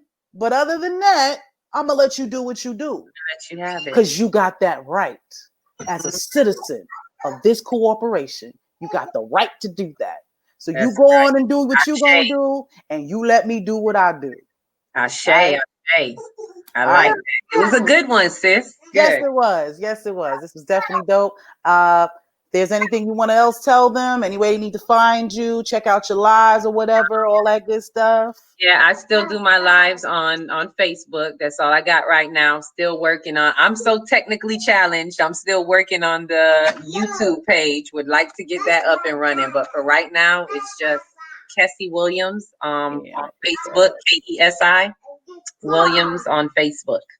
Yeah, and that's where I do my Akila Speaks. Anything I have to say, any gems that I get, I just drop them there. Whatever God placed on me, whatever spirit tell me to say, I speak on it. And that's that. I got natural honey. I still got natural honey that I sell. That's the only thing that I'm, really selling is natural honey straight from the bee's hive. Good for your immune system. And that's it. Great, good. I'm glad you said that. I'm going to talk to you about it. I don't like honey too tough, but for its, medicinal reasons and all of its health properties. That's what I also heard that raw African honey is what, a lot of people in the motherland use for their skin. That's why it glows and all that stuff. So I'm cool with using honey for, for that. It's good for your hair, your nail, your hair, your skin. And of course, to take some in. I wasn't big on honey. I rather sugar or other things, but I started drinking this honey I got that's come straight from the bees. I actually started doing that, and I put a little bit in my kids' oats every morning. I put some honey in there. Yeah. Now I use toothpaste with bee pollen in it. Oh, okay. I didn't hear that one. There's a company called Anatomy. I'll give you the information. Yeah, give me that one. But yeah, my friend Jessica Mack from Southern Vegan Soul Cafe. There's a plug for you, Jessica. Her parents, they deal with a company called Anatomy, ATOMY, and they have toothpaste that has bee pollen in it, and it's definitely really good. Because me and a dentist, we've never been cool like that, too tough.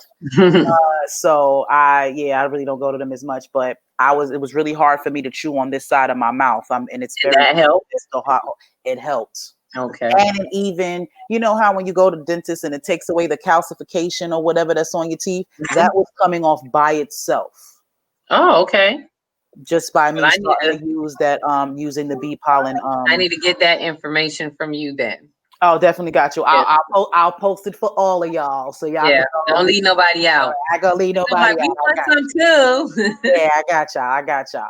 But yeah, so it was Kessie a nice Williams on Facebook. Yes, it was. So you can catch her. She goes live on her own. We're giving her her thoughts. She's also going to be a panelist on the Plump Queen podcast in February. So look out for that. Yeah. And I'm just gonna let you go tend to your babies, and I'm gonna let these folks sleep on what we just talked about. Yeah, marinate on it. Marinate. Let it marinate on you when you make your decision. See how we not trying to force you? Just information. You just listen. You see how that works? You just love and light. Yeah. So I love y'all. Appreciate y'all so much. As y'all know, I'm gonna always put my information inside of the captions once I turn this off. But the digital business cards. I gotta get out this camera. There we go. You need to get you one. That is the new wave of promoting your business. Every restaurant that I go to now, that is what they have. That is the new way to look at your menu because we're doing COVID and all that. So we trying to stop from touching as much as possible. So now their menus and things of that nature are now QR codes.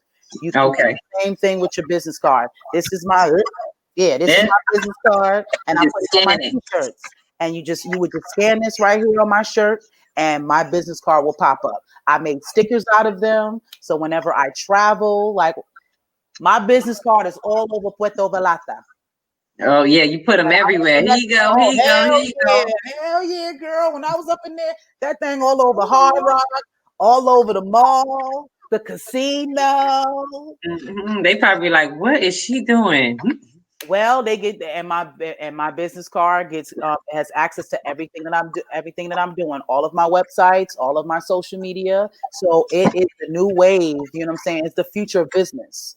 So okay. In that, you need to holler at me. I got you. Got it. When I get my business up, I'm gonna need one. I'm gonna definitely plug into one. Oh, absolutely. Okay. And what else? Bye, everybody. Bye. Hi, baby. My uterus is just doing flip-flops.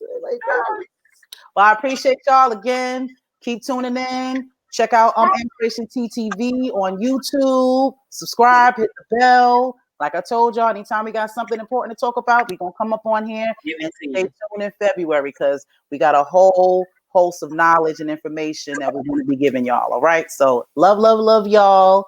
Enjoy the rest of y'all night. Peace and be inspired. That's right. Bye. Oh, he's so cute.